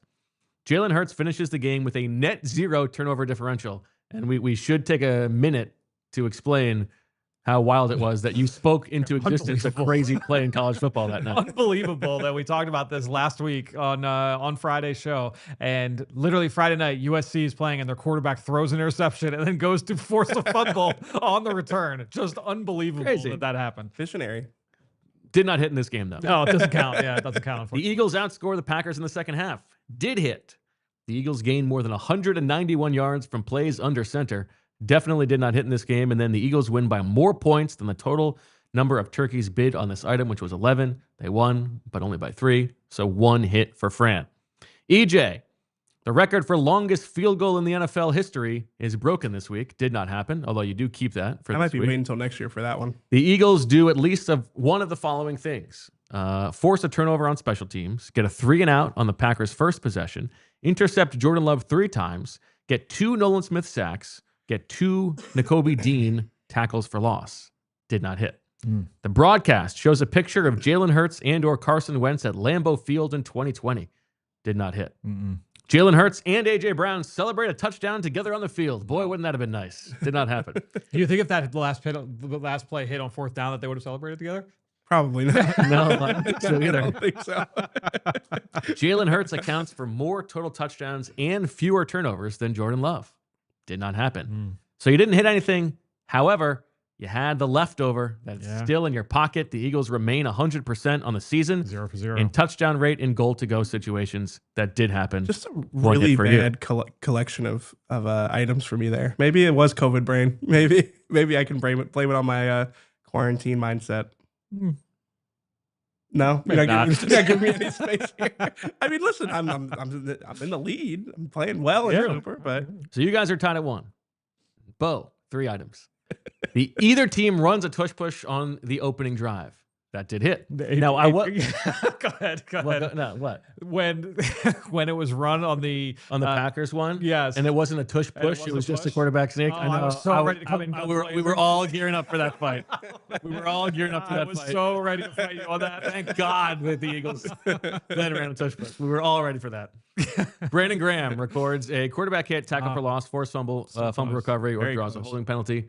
Huh? very close. Very close. Did not happen. Yep. Yeah, that tackle for loss. Oof. Just Yeah, missed. very close. And then at least one, but not all of the following things happen. Jaelan Phillips has at least a half sack from the inside. Nope. A kickoff is out of bounds. Nope. Darius Cooper catch, Nope. pass attempt by anyone in the game other than Jordan Love and Jalen Hurts, Nope. and a red zone turnover. Now, No. let's discuss. Nope. No. Let me just explain to Go the people ahead. what happened. Yeah. Go ahead. Eagles have 3rd and 8, just outside where? the red zone. From what yard line was it? 22, something like that. That's important. It's an important distinction. Let me finish. Jalen Hurts runs the ball, has possession of the ball inside the red zone, fumbles it away. At the 14-yard line, Packers get the ball. Now, should that count? Is it a red zone turnover? The turnover happened in the red zone. You guys can make a case if you want, and then I'll tell you what the ruling is. If you were to look up, You made how many red an zone absolutely ridiculous argument on text, but go ahead. if you were to look up if the Eagles had a red zone turnover in the game, what would the stat sheet say? What would the box score say? No. If Jalen Hurts was on the 24-yard line and he threw a ball into the end zone and it was intercepted, it would not count. It would That not is completely different. That's completely different because there is no turnover in the end zone. They don't have possession of the ball in the red zone or the end zone. Come on. It is. Okay. That's completely different. If he threw it and it was, I'm trying to think of the right example of this then. Well, catch and run would be the same thing as a run. No, it's absolutely. It's just not. You haven't let me rule yet. As someone who, anytime someone brings up the thought of a pressure or some other stat that's not official, you clutch onto every earmuff, every freaking pearl you have in your possession, and say, "Oh, that's not that It's a doesn't false count." comparison. Those two things have nothing to do with each other. It's in the box score. It's not a red zone. No, in the box turnover. score, the fumble happens on the 14-yard line. No, in the box score, the Eagles had possession at the 22, and they did not count as a red zone possession. Does it actually on the box score say 14? He fumbled at the 14? Yes, it says where the fumble happens. I don't believe you. Have you ever looked at a box score before? Jalen Hurts Love carries Jesus. the ball 8 I'm yards, already or on whatever it Jesus. is. You can look it up. Here's what the ruling It is. says where it's recovered. It doesn't say where he's fumbled. Yes, it does, because it says how many yards he runs for. No, it does say where. Come on. That doesn't help you though. Here is the ruling. Well, how There did is you get a- to rule on this yourself? There is a pedantic difference between a red zone turnover and a turnover in the red zone. Because the red zone is, as you say, codified as the snap happens from the 1 to the 20. If the proposal had been the Eagles have a turnover in the red zone, this would have counted. The Eagles had possession in the red zone and then turned the ball over. Same for a catch and run. However, I looked back. I was hoping to be able to argue this. You know, I keep Swooper on the up and up. There is no shenanigans here. And I said red zone turnover. By the rules, this is not a red zone turnover. I don't get the point. How noble of you. Yeah, wow. Just wasted 5 You're minutes of all of welcome. our lives. And so it's a 3-way tie. So EJ, you are now at 3 and 5-6. I'm at 2 and 5-6. And Fran, you are at 2 and 1-6. It's going to be so easy to track this moving forward. Do the points if you want, but How many turkeys do I have this week? you have 21 turkeys. Okay. Fran has 25 turkeys. I have 33 turkeys. I go first this week. And I'm very excited. I've been thinking about this for weeks until the chance I had to go first in Swooper. So I'm very excited about this first proposal. The first proposal is the first item up for bid. The Eagles' final score is an odd number. You say, well, that's not so interesting, but that is not the only thing up for bid now. Whoever wins this item also receives the Eli Ricks card.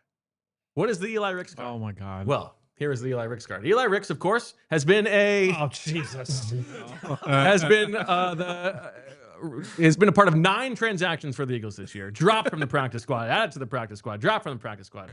The Eli Ricks card, if you own the Eli Ricks card, the Eli Ricks card can be played at any point following a concluded bid to exchange this item, meaning the one that is up for bid, the Eagles finished with an odd point total, for the opposite result of a bid won by somebody else. So like a challenge. It's like a challenge it's play. a head-to-head challenge. If you win, the ball hits the logo. I can play the Eli Ricks card and swap out mine for you're not going to win that item, essentially.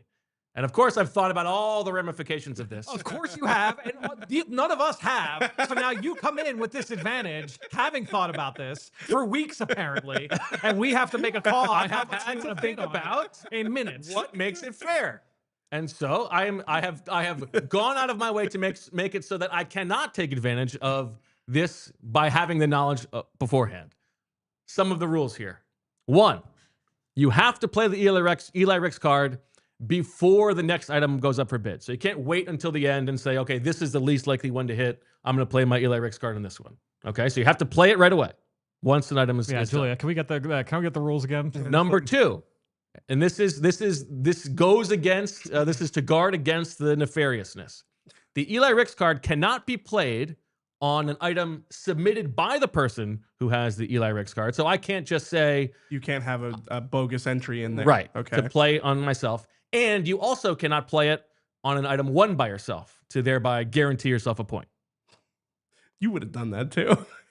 I made it so that I can't. Now, use of the Eli Ricks card, because his most recent number with the Eagles was 41. Let's just, make it 4. The use of the Eli Ricks card costs 4 turkeys just to use it. Understand? So you get it, and then you have to. And then you have to give pay up for, and then you have to pay turkeys for to turkeys use if you want to use it. Okay. And the Eli Ricks card is only good for this week. So if you do the longest field goal one, it's not even though you get that item in perpetuity, I only am able to use the Eli Ricks card for this week. And I can't use the Eli Ricks card against that for myself because it guarantees that I get it. Correct. Okay. All right.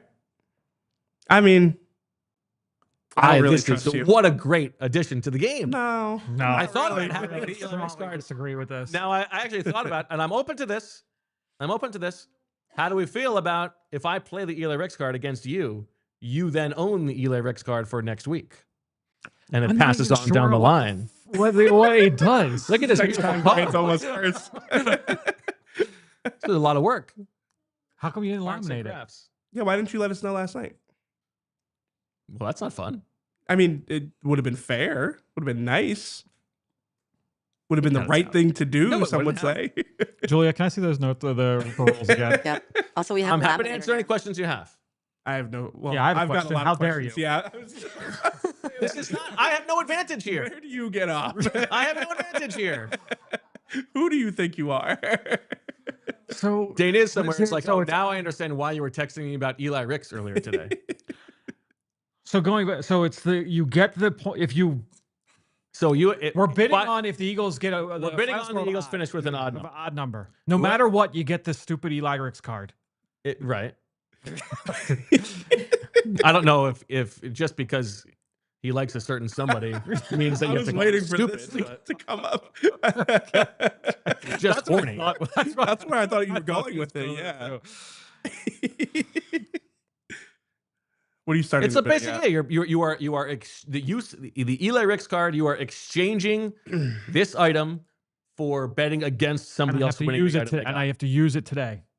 If I win, You if I don't win get to keep this you don't item. get to keep it. You have to. So if I win this item with the Eli Ricks card, I have to use the Eli Ricks card in today's game of Swooper. I had thought that, but I didn't write it down, so I'm open to you So being I able can to keep hold it for next week. Yeah, I think that's okay. If not, then you're literally just bidding on like the ability to use that for 4 turkeys later because you're not actually you can't keep the item. You can. What do you mean? Do you get to keep the Eagles win or what was it? If you don't use the Eagles- Eli Ricks card, yes, you do. You get to keep it, but okay. So you basically just you can win the item and then you can just throw the Eli Ricks card in the trash. You're gonna piss on my face. I mean, actually, that sounds great. Wow. So Getting it done in the studio for sure. Become a supporter. Maybe that's our supporters club video next week.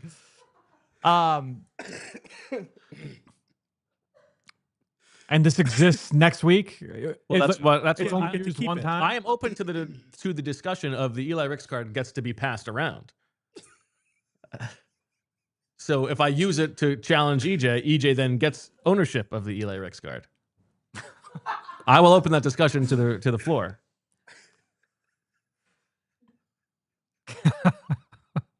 That was so weird. Such a weird thing to say.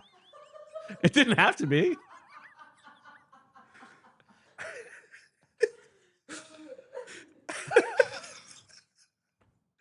Oh my god! All right, let's get this over with. Well, we have to decide before it goes up to auction whether it continues or not. Is this a one-time use card, or should we Please, reintroduce for the it? love of God. Should we let it be for today, just for today, and then we can reintroduce it down the line? Yeah, we'll reintroduce it down the line. Let's make it a 1 week thing. All right, 1 week thing. the love of God. Eli Ricks card for now is a 1 week deal. So it lets you challenge somebody else's item, but not your own item that you win. Correct. And if you You challenge, can't be the one to have submitted that. So item it's not an item that it can't be an item I submitted or an item that I won, obviously. Right. and if you Okay. challenge it, you don't get the Eagles' final score line as an odd Correct. number. You are pushing that one to the side In place in of place that, of of the challenge. yes. Okay. But you can choose not to use the challenge if you don't want to. Yes. Yeah, I think I got it. This stupid Eli Ricks Okay. card. How much time have we wasted on this? So much time. We are going way past 4 o'clock. Yeah. Poor Julia didn't even know she was producing the show today until 5 minutes beforehand. Now she's hearing Now about we've got her Eli held Ricks hostage for getting 2 hours in passed the around. middle of her workday. Ridiculous. Okay.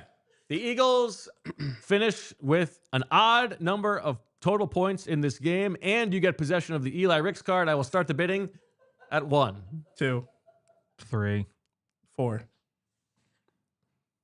5, 6, 7.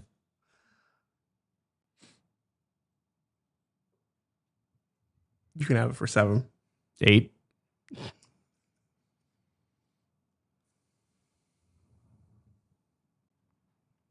9. 10.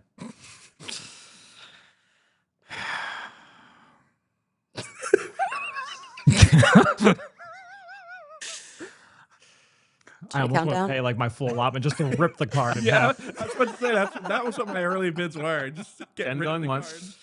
cards. 10 going twice. Go ahead, take it. Sold. Go ahead. Can't believe it. What's the turkey count for us? For I have 23. You have 25. EJ has 21. Well, you had 23, 23, 25, right? 21. No, I had 33. You had 33. Oh. You had a lot coming in. That's why he introduced this ridiculous thing. He knew he had the turkeys to Yeah, bilk. All right, so that was Get 10. down. That was 10, right? It was 10. Okay. Yeah. Ugh. I didn't. I thought it would be better for the show if I didn't get the Eli Ricks card. If one of you guys had it, but We would have ripped it. my valuation we was would've- more than 10. All right. Okay. My first submission. 3 different players run for touchdowns in this game. Jahmyr Gibbs and David Montgomery have scored a touchdown in the same game 14 times in their career together. Tied for most such games among all running back duos in the Super Bowl era, along with Emmitt Smith and Darrell Moose Johnston of the Cowboys. We will start the bidding at 3. 4, 5. 6,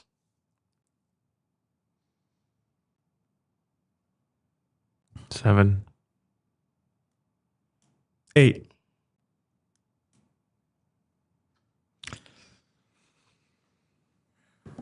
8 going once. 8 going twice. Sold to EJ. I think That's a good my Swooper Lytics made me think, or I think one of my takeaways was that whenever I take Fran's items, they hit. It's a very Nick Sirianni thought process. Exactly right. That's exactly right. All right, over to you, EJ. All right, my first entry. An Eagles receiver catches a touchdown pass with Terrion Arnold as the nearest defender. Pass catcher or wide receiver? That's a good distinction. I'm going to say receiver. We're not going to include Wide tight ends receiver. or running backs. Really? Okay. I mean, Okay. Catches a touch. I wanted to make sure I had something Terrion Arnold related because when they passed on Terrion Arnold for Quinyon Mitchell, I thought it was the right decision, but I was like, man, I can't believe they passed on the Alabama guy in favor of the small school guy. And boy, are they glad they did. Not to say Terron Arnold has been bad, but like I like Terron Arnold. I would have taken Terron Arnold at the time. That was my. I wouldn't have done it just because I remember. This is a little bit of foreshadowing for like how I am about draft prospects, Fran. I just like didn't think he had like the elite physical traits you'd want in a first round corner. Spider chart wasn't good enough. Yeah, I agree. Yeah. It was young and slow or old and fast. Yeah. I'll start the bidding at 2. 3. I'll go 4.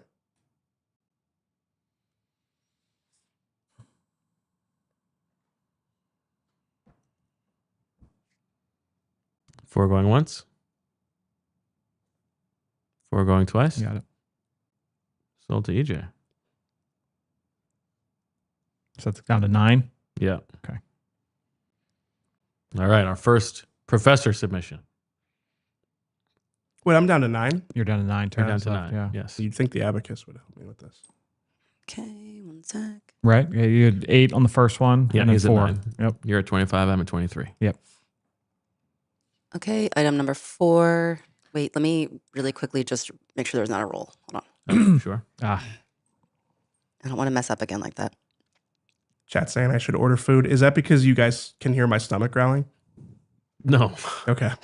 It may have happened recently. Item 4, normal auction. Okay. Normal auction. The Eagles score more touchdowns on offense than they have real drives with 0 first downs. Okay. So 3 and outs or early turnover. Yep. The Eagles score more touchdowns than they have real drives with 0 first downs. I'll say 2. 3. 4. I do. Let's clarify. I think when he says real drives, that means end of half. Yeah, it doesn't kneel include down the kneel stuff. down. Do Correct. not Does not count the kneels. Yeah. Yep. Correct. I have it at 4 right now. You have it at 4. And I will let you have it for 4 if you want it for 4. Yeah, I don't feel great about that. 4 going That's once. a tough one. 4 going twice. Yeah, I don't love that. But If he had done the 4 is inverse, fair we value. would have been up like at least 9 or 10. At least you guys would have been. Okay. Over to me. My submission number 5 here. Pull it up. Someone other than Jalen Hurts, Devontae Smith, A.J. Brown, Dallas Goedert, or Saquon Barkley picks up a first down for the Eagles. The Darius Cooper entry. Darius Cooper, could be Jahan Tank Hudson. Bigsby, could be Crank Crank Alcantara, who was wide open. Anybody other than the Big 5 gets a first down for the Eagles in this game. I'll start the bidding at 3. 4. 5. 6. 7. 8. 9.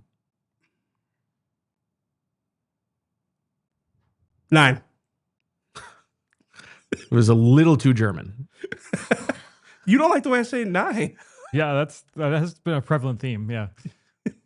Does it hit your ear wrong, Fran? The way you just said it, yeah. 9. I don't know. Am I saying it different than? I don't know. It's a little Inglorious Bastards. Yeah. Oh, I don't like that. It's not great. I'll go 10. Oh, wow. It's yours for 10. 10 going once. Yeah, you got it. 10 going twice. Sold. There was another thing on the Eli Ricks rules, by the way. The 4 turkeys that it costs to use. No, this is important. The 4 turkeys that it costs to use come out of next week's bucket only to guard against. I can't go into the negative, if that makes sense. You know what I mean? Okay. It's all the same pot of turkeys anyway. Yeah, right. But this way, it doesn't. Whoever has the Eli Ricks card doesn't find themselves unable to bid on stuff afterwards. Okay. You know, So automatically just comes from next week. It doesn't Right. count for this week's pot. Okay. which only matters Yeah. over the final I gotcha. 4 bids or whatever. Yeah. Okay, over to Fran.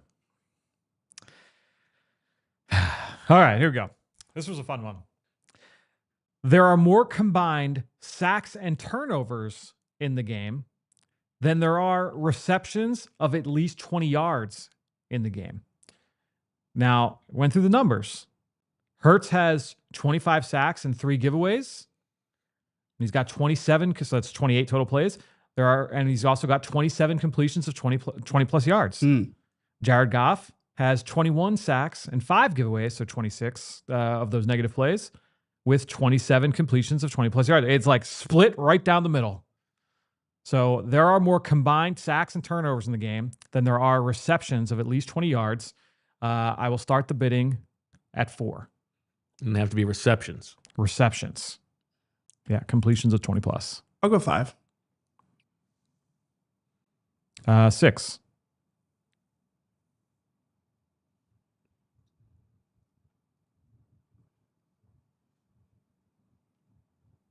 Sacks and turnovers more than receptions of 20 plus. Okay. You're at 6? Yeah. That does feel likely. Going once. 6 going once. 6 going twice. 7. 8. 8 going once. I want to do it, but I don't want to do it. 8 going twice. Sold to Fran.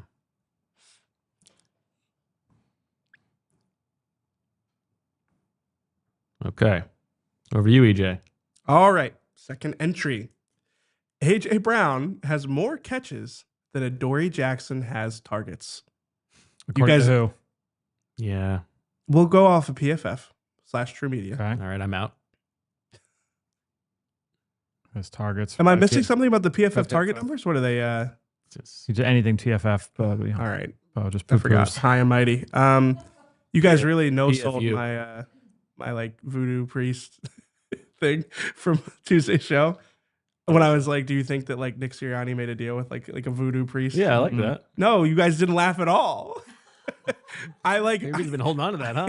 I got self-conscious about the fact that I'd taken cough syrup, and I was Poor like, guy. "Am I being like weird on the show?" Like, they didn't laugh at that at all. Like, nobody thought it was funny. To be fair, we were all fairly sleep deprived at that point. Yeah, but I was like, that must have been a really like bad joke. Like, That's so funny. I'm gonna start the bidding at 2.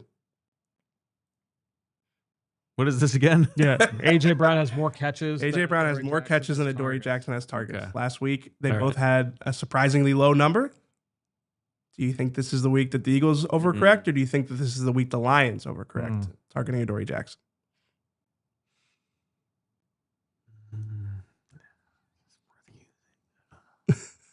What's it at 3 right now? It's at 2. It's a 2.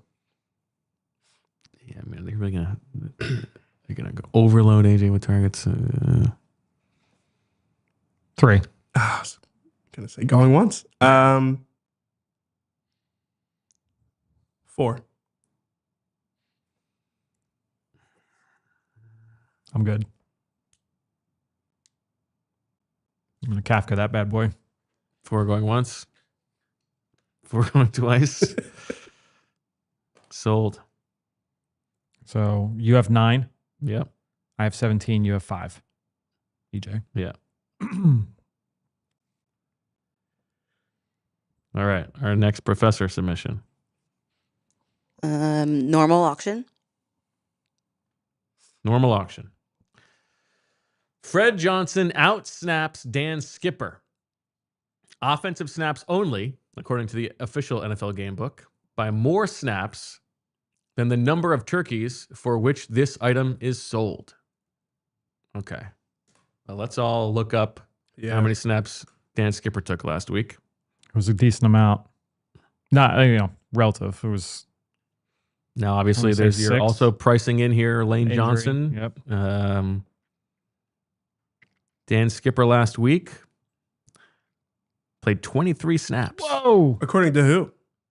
According to the game NFL game book, book. Yeah. I was hoping you were on PFF.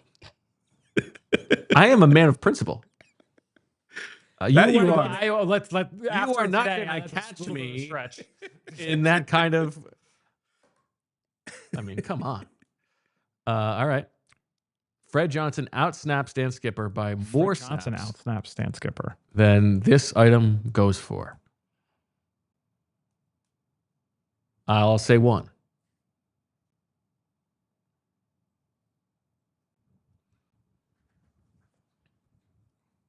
Going once? 1 going once. 1 going twice. You take it. Sold. All right.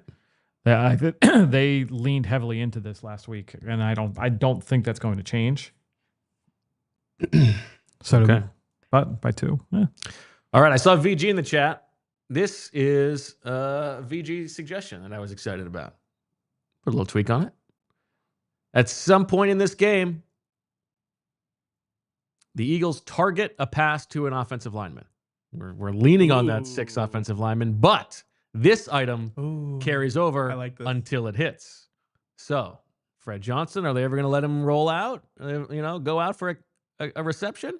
Maybe, maybe not. But if you get this item, you get it until it hits. I would guess that it'll be Lane that leaks out. You would think. What are you clarifying? On a 2-point conversion, this would not go down in the box score, but were we counting 2-point conversion plays? Okay. Yes. You could see it, couldn't you? Like they report Lane as eligible sneakily. Yeah. I could see that. They got to do that. Don't you think they got to do that first? And then so it's not so sneaky. They'll do it, and then they'll do it the very next play.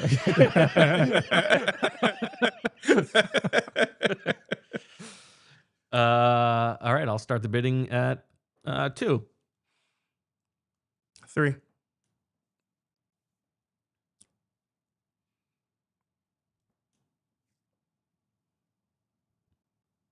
It's fun to have it.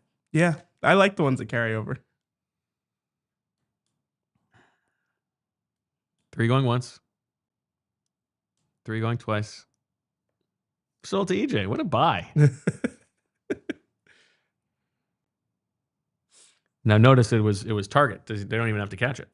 Love that. I mean, there is a chance it never happens, but sure. But you get it forever. Yeah. We didn't even. There's not even a season cap on it. I agree. Yeah. Love that. Could hit anytime. Love that for me. All right, Fran. You've got 17 turkeys. I've got 8. EJ's got 2. AJ Brown records at least 52 receiving yards in the game.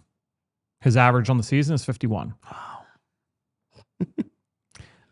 We will start the bidding at 2.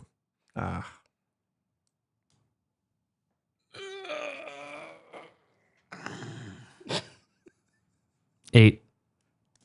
8. 9. You got it.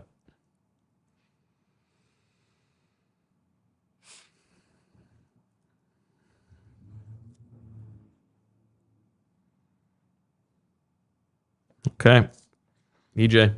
All right, my final entry. An oldie but a goodie. There is a heated exchange on the Eagles sideline. I thought about doing both sidelines. Man. Too much. Tension's high. Nick Sirianni likes to yell at people. But okay. It's got to be an exchange. On the broadcast, is it? Can it be with a ref? It doesn't have to be. It doesn't have to be on the broadcast. If a bunch of reporters on the broadcast start tweeting that Nick Sirianni just yelled at somebody, I think that's fine. I think that's fair. No, I think it has to be shown on the, because otherwise, who's the judge? If there are more than 3 reporters, no. All right, fine. Caught on the broadcast. I don't care. It doesn't have to be live. If something rises to the level they'd talk have about it, they'll have a they'll have video. And it cannot be with an official. It's got to be with an an exchange. official. Yeah. An official wouldn't have an exchange. So if the official gets back in Nick Sirianni's face, then we can talk about it. The gray area. Yeah, it's so gray. We define heated. I mean, it's, and you see it. So both sides have to be heated. It has to be. No. That's not what a heated exchange is. Like Nick Sirianni or somebody. I don't know why I keep saying. Well, I know why I keep saying Nick Sirianni. Well, yeah. Somebody on the Eagles sideline gets into it, yells at somebody else. It doesn't have to be like a pushing and shoving. But so you the do an exchange means that the other person is also yelling back. No, I don't think the other person has to yell back. There has to That's be the heated exchange. If I'm yelling at you, And that's just me yelling at you. If you yell at me and I go, "Hey, settle down," that's still a heated exchange. Not if you're not heated. There's no exchanging of the. There's no heat. The heat I is not think you guys exchanged. have You are overthought this. absorbing the heat. Yeah, that's still heat. There's still heat. That's there. I don't know. Julia agrees with me. In the chat. OJ. Exchange implies both parties are heated. It can't just be AJ yelling at Jalen. Jalen's got to yell back. For the intrigue of the item, I will allow that to be considered or allow that to be included. If like a player yells at another player, we can call that a heated exchange. No, wait, I thought you said if AJ yells at you and you don't yell at him back, that doesn't count, right? I think it should, but if you guys, I still think I should have gotten the point from the other week. Oh, It wasn't an exchange. This is what this is We're about. clearing Sour this- grapes. Especially because that was all I'm you not saw. you. Was him, you saw Nick Sirianni yelling into the camera. We have no idea if he was yelling Yeah, into the that's ether, true. into like a. If Nick Sirianni was yelling at a player in that instance, I would have had a stronger case. So therefore, Correct. don't overstate the word exchange. We are going to go with a heated interaction on the sideline. This is awful. This is worse than anything I've ever done. Like AJ Brown. No, that's not true at all. That's ridiculous. Like Not AJ just the Brown Swooper. after what was it, the Giants game in 2022 when he was yelling at Jalen. How many turkeys do you have left? We both. I only have 2 turkeys. He's got left. 2. You have 2. Yeah. All right. Maybe it was strategic that I got my bids in early. I think it has to be both. I think so too. Okay, fine. All right. I mean, you guys, It's got to be. you're It's got to be a hurting your own- two-party. You're hurting your own case here because one of you guys is going to end up with this. You should want it to be a wider scope. But isn't the idea of this item that the drama that we're talking about carries over I mean, to you're the talking sideline? like Nick Sirianni, Jalen Carter against the Saints. Like that is a heated exchange. But like it's Yeah, more that often was that true. like it's more often that like a player will go like across the Yeah, but that's sideline less and yell. interesting. I mean, it's still very interesting. I think it's got to be both. Okay. The chat feels pretty strongly that it needs to be both. All right. Well, we'll say both. All right. 2 parties. I'll start the bidding at 2.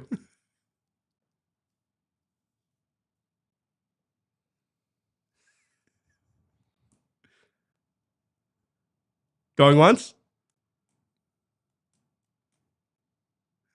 Going twice. I mean, you're the counter. I'm just 2 going encouraging once. 2 going twice.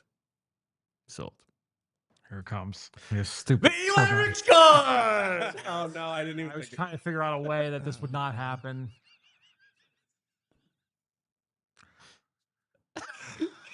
I knew it. Like 3 minutes ago, I knew he has to end up with this, and I knew there was no way because EJ had 2 turkeys left. He's going to put due, and then he's going to Listen, let him this have is this is why I made the item a pure 50-50 item. You know, just the Eagles have an odd amount of points because then you got to decide what is really unlikely to hit. I'm exchanging the odds, betting on the kumbaya nature of Nick Sirianni's this culture. is why you negotiated so hard against the scope being No, so it's wide. not. No, that Yes, was it is. your fault on the item. No, you were like because you would. And now I So how does this get recorded in this in Dana's chart? What is this now? So So I- EJ gets there is a heat exchange for 2, Right.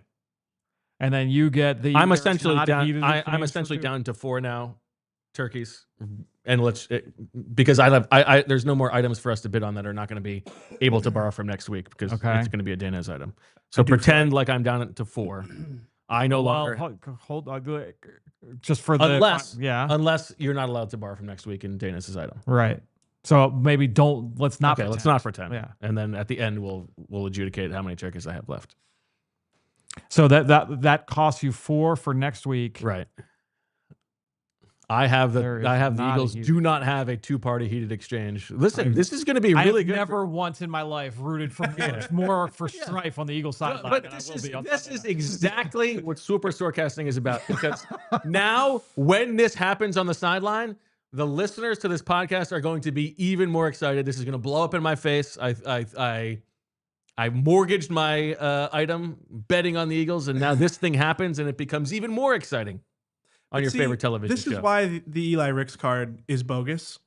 Wouldn't it? Because you made your entries keeping in mind that the Eli Ricks card could be in play. See, I made it nice and sturdy. What is this on the back? That's a paper plate that I cut up. Oh my God. You had enough time to cut up a paper plate, but you couldn't let us know about the Eli Ricks card. It's a card. It has to be sturdy. It can't just be a piece of paper. You're pitting me and Fran against each other because now Fran's like, why did EJ put this item in here? Like, now it's like a low percentage chance. But I didn't know about the Eli Ricks card when I submitted my entries at 105 or whatever it was on my way in. And You submitted him at 105? I'm not saying I'm not proud of it. Now I know why it was shitty. I mean, it was. I like that. I like the entry, but I wouldn't have submitted it if I knew about this stupid card. Well, you have to be prepared for that possibility. No, you don't have to be prepared for that possibility. It's not fair. All right. Technically, Fran and I both have 8 turkeys left, although I've lost 4 for next week. EJ has 0, and now we get to the final item. It's okay. Or Julia, seeing that I'm vindicated. She's too busy thinking about the work she could have been doing. Happy to be here. This is, I'll note, I did get a follow-up email from Day News that said, as always, please remember to read the auction rules. But I read that after I had already double-checked them. But you'd already done the checking. I'd already done the checking, so. Okay, so that means this one must be a funny auction rule. Okay, so sealed bid second price auction. All players submit sealed bids. The highest bidder wins and pays the second highest bid. Losers don't pay anything. If tied players continue with the normal auction. The winner still only pays the second highest bid. Say that last part one more time. Okay. If they're tied, the tied players continue with a normal auction, and the winner still only pays the second highest bid. Got it. Okay, interesting. So whatever the initial tie was, yeah. Okay. So we understand. We're all going to do a blind bid. Yep. Whatever the second highest bid is, that's the cost. But wait, there's a person, is that who wins it? Or who bids the highest wins it? The highest bidder wins and pays the second highest bid. The losers don't pay anything. Right. And if there's a tie, then the players continue in a normal auction, and the winner still only pays the second highest bid. Right. Mm-hmm. Okay. All right. And we can steal from next week. You can borrow from next week. It doesn't say, but I'm Yep. So you can borrow up to your cap is 32. Right. Whereas mine is 28. Right. Yours is 24. Yeah. 24. Yes. Okay. 26. Oh no, 24. Yeah, that's right, because he spent 2. Yep. All right. And the item is? I muted myself by I accident. think we can all guess, but it might not be. You never know. Oh, hold on, I have the card. Oh God. This is a good one for it Everything's to be the moving down the middle. Eagles win the game, but let's find out. Item number 12 from the professor is the Eagles win the game by more points than the lowest bid for this item. So this is fun. So all the bids here matter. The highest bid wins. The second bid is the cost. The lowest bid is what decides if, the Eagles hit this item. So the Eagles have to win by more points than the lowest bid. Everybody understand? Yeah. Okay, this is fun. Do you want to take a second to think about it? Yeah, give us, yeah. While you guys think, I will read the other items that have been won today so far. EJ, at least 3 players in the game have a rushing touchdown. The Eagles score a touchdown with Terrion Arnold as the closest receiver, but it has to be a wide receiver scoring the touchdown. A.J. Brown has more catches than Adoree Jackson has targets. An offensive lineman on the Eagles is targeted in a pass. And 2 Eagles come to blows on the sideline, drawing blood. Fran has there are more sacks and turnovers combined in the game than 20-plus yard completions. And A.J. Brown has at least 52 receiving yards. I have the Eagles are a kumbaya team who never get in disagreements, thanks to the Eli Ricks card. The more touchdowns for the Eagles than non-first down drives. Somebody other than the big 5 on offense gets a first down. And Fred Johnson outsnaps Dan Skipper. And now we get ready for the bid. Julia, you have mine. You want to read the super chat so I can think for a second? What's the super chat we have? Go ahead, EJ. Oh, it is from Philly 1727. It says 10 of 11 starters on offense have been Pro Bowlers in their prime. How many teams in the NFL history can say that the offense shouldn't be this bad? I agree. Completely agree. That was the crux of your Tanner McKee argument. I'm distancing myself from it. Don't tell me what my argument was, but okay. I'm trying to help you out. The clip farmers out there. Okay. All right. Did you guys send I yours? don't like what he's doing with his pen there. Oh, never mind. I sent mine. All right, Julia, what does EJ have? EJ has 4. EJ has 4. What does Fran have?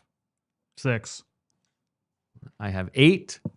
So I pay 6 turkeys, and the Eagles have to win by at least 5 points, win by more than 4 points. I think that worked out okay. Yeah, I think that was. I think we all had the same idea going into that. Okay. Dude, were you trying to go in the middle? Or were you trying to be? Yeah, it was enough. I was like, okay, like I didn't want to get completely boxed out of the possibility of them winning the game. Yeah. At first, I was like, oh, before I knew what the submission actually was, I was like, oh, I'm just gonna go in as the high number, Right. Because I've got the most turkeys to spend. But Right. then when it was more than the lowest bid, I'm like, I don't know. Right. So that was good. Right, That was you a good. could've gone all the That was a way. good one. Yes. Yeah. And even then, but then if I had gone Well, exactly. I couldn't rule out the fact that well, it's not even about what I do because that's what you pay, but it's about what it's really about Yeah. what the third one Yes, is. correct. It was a That's it, Daniz. well-designed That was one, good. very well-designed one. Daniz is mad at me, so I really want to make sure I say that was very good. Excellent job by Daniz. All right, So so is Dana's been at you? I can't say it on the show. I don't think. Oh. The text exchange we had earlier today. What did we text her? I did told you him say 9 again? no. Don't start making this like a narrative. It's just how I say the number. It's not fair for you to make it. You've got 8 turkeys left over. Yep. EJ has none. I essentially have -2. I will be down 2 turkeys next week. Right. Just staying on this week's Swooper. And Eli Rick. So the Eagles win the game staying. by at least 5. By more than 4 points. By more than 4 Yeah. points. I mean, who's the bigger homer than me, baby? I've got other words I can use to describe you at the moment. All right. Let's open it up to the mailbag. Let's stay here another hour. What do you guys want to talk Locker room opens in 32 minutes, so I object. about? Julia has a life to live. Wonderful. Good stuff today, everybody. Back tomorrow, 2 o'clock. The professor will be here. Everybody's excited to find out what he thinks about the greatest addition to the game theory of Swooper since the game was invented. Thank you to Julia. Thank you to Lindsay for making the graphics. Thank you to Fran for so deftly breaking down this matchup. Thank you to EJ for getting the scoop in the locker room. And thank you to you, the sickos. Make sure that you like the video. I mean, if you've made it this far and you haven't liked the video, go to hell. No, just like the video. People forget. It's okay. Well, that's why I'm reminding them Just at like this the video. point, late in the game. Comment below. And honestly, we need those comments because we've had a little bit of an issue with the algorithm lately that has janked up our numbers. So please do your best. Any love you can give will be Any greatly love. appreciated. Whatever you can spare. I'm here once again asking for your support. Just a like and a comment. Yeah. Hey, you got some of those comments, please. Please. Why are you being like Shady Ray? That's not good. They're not going to do it now. I need a janky Rondo. I need him to Thank you to Jake. come on Rondo. in. Please. Hit the like button, all that good stuff. We will talk to you tomorrow at 2 o'clock. And as always, we love you. We all silly like the mayor.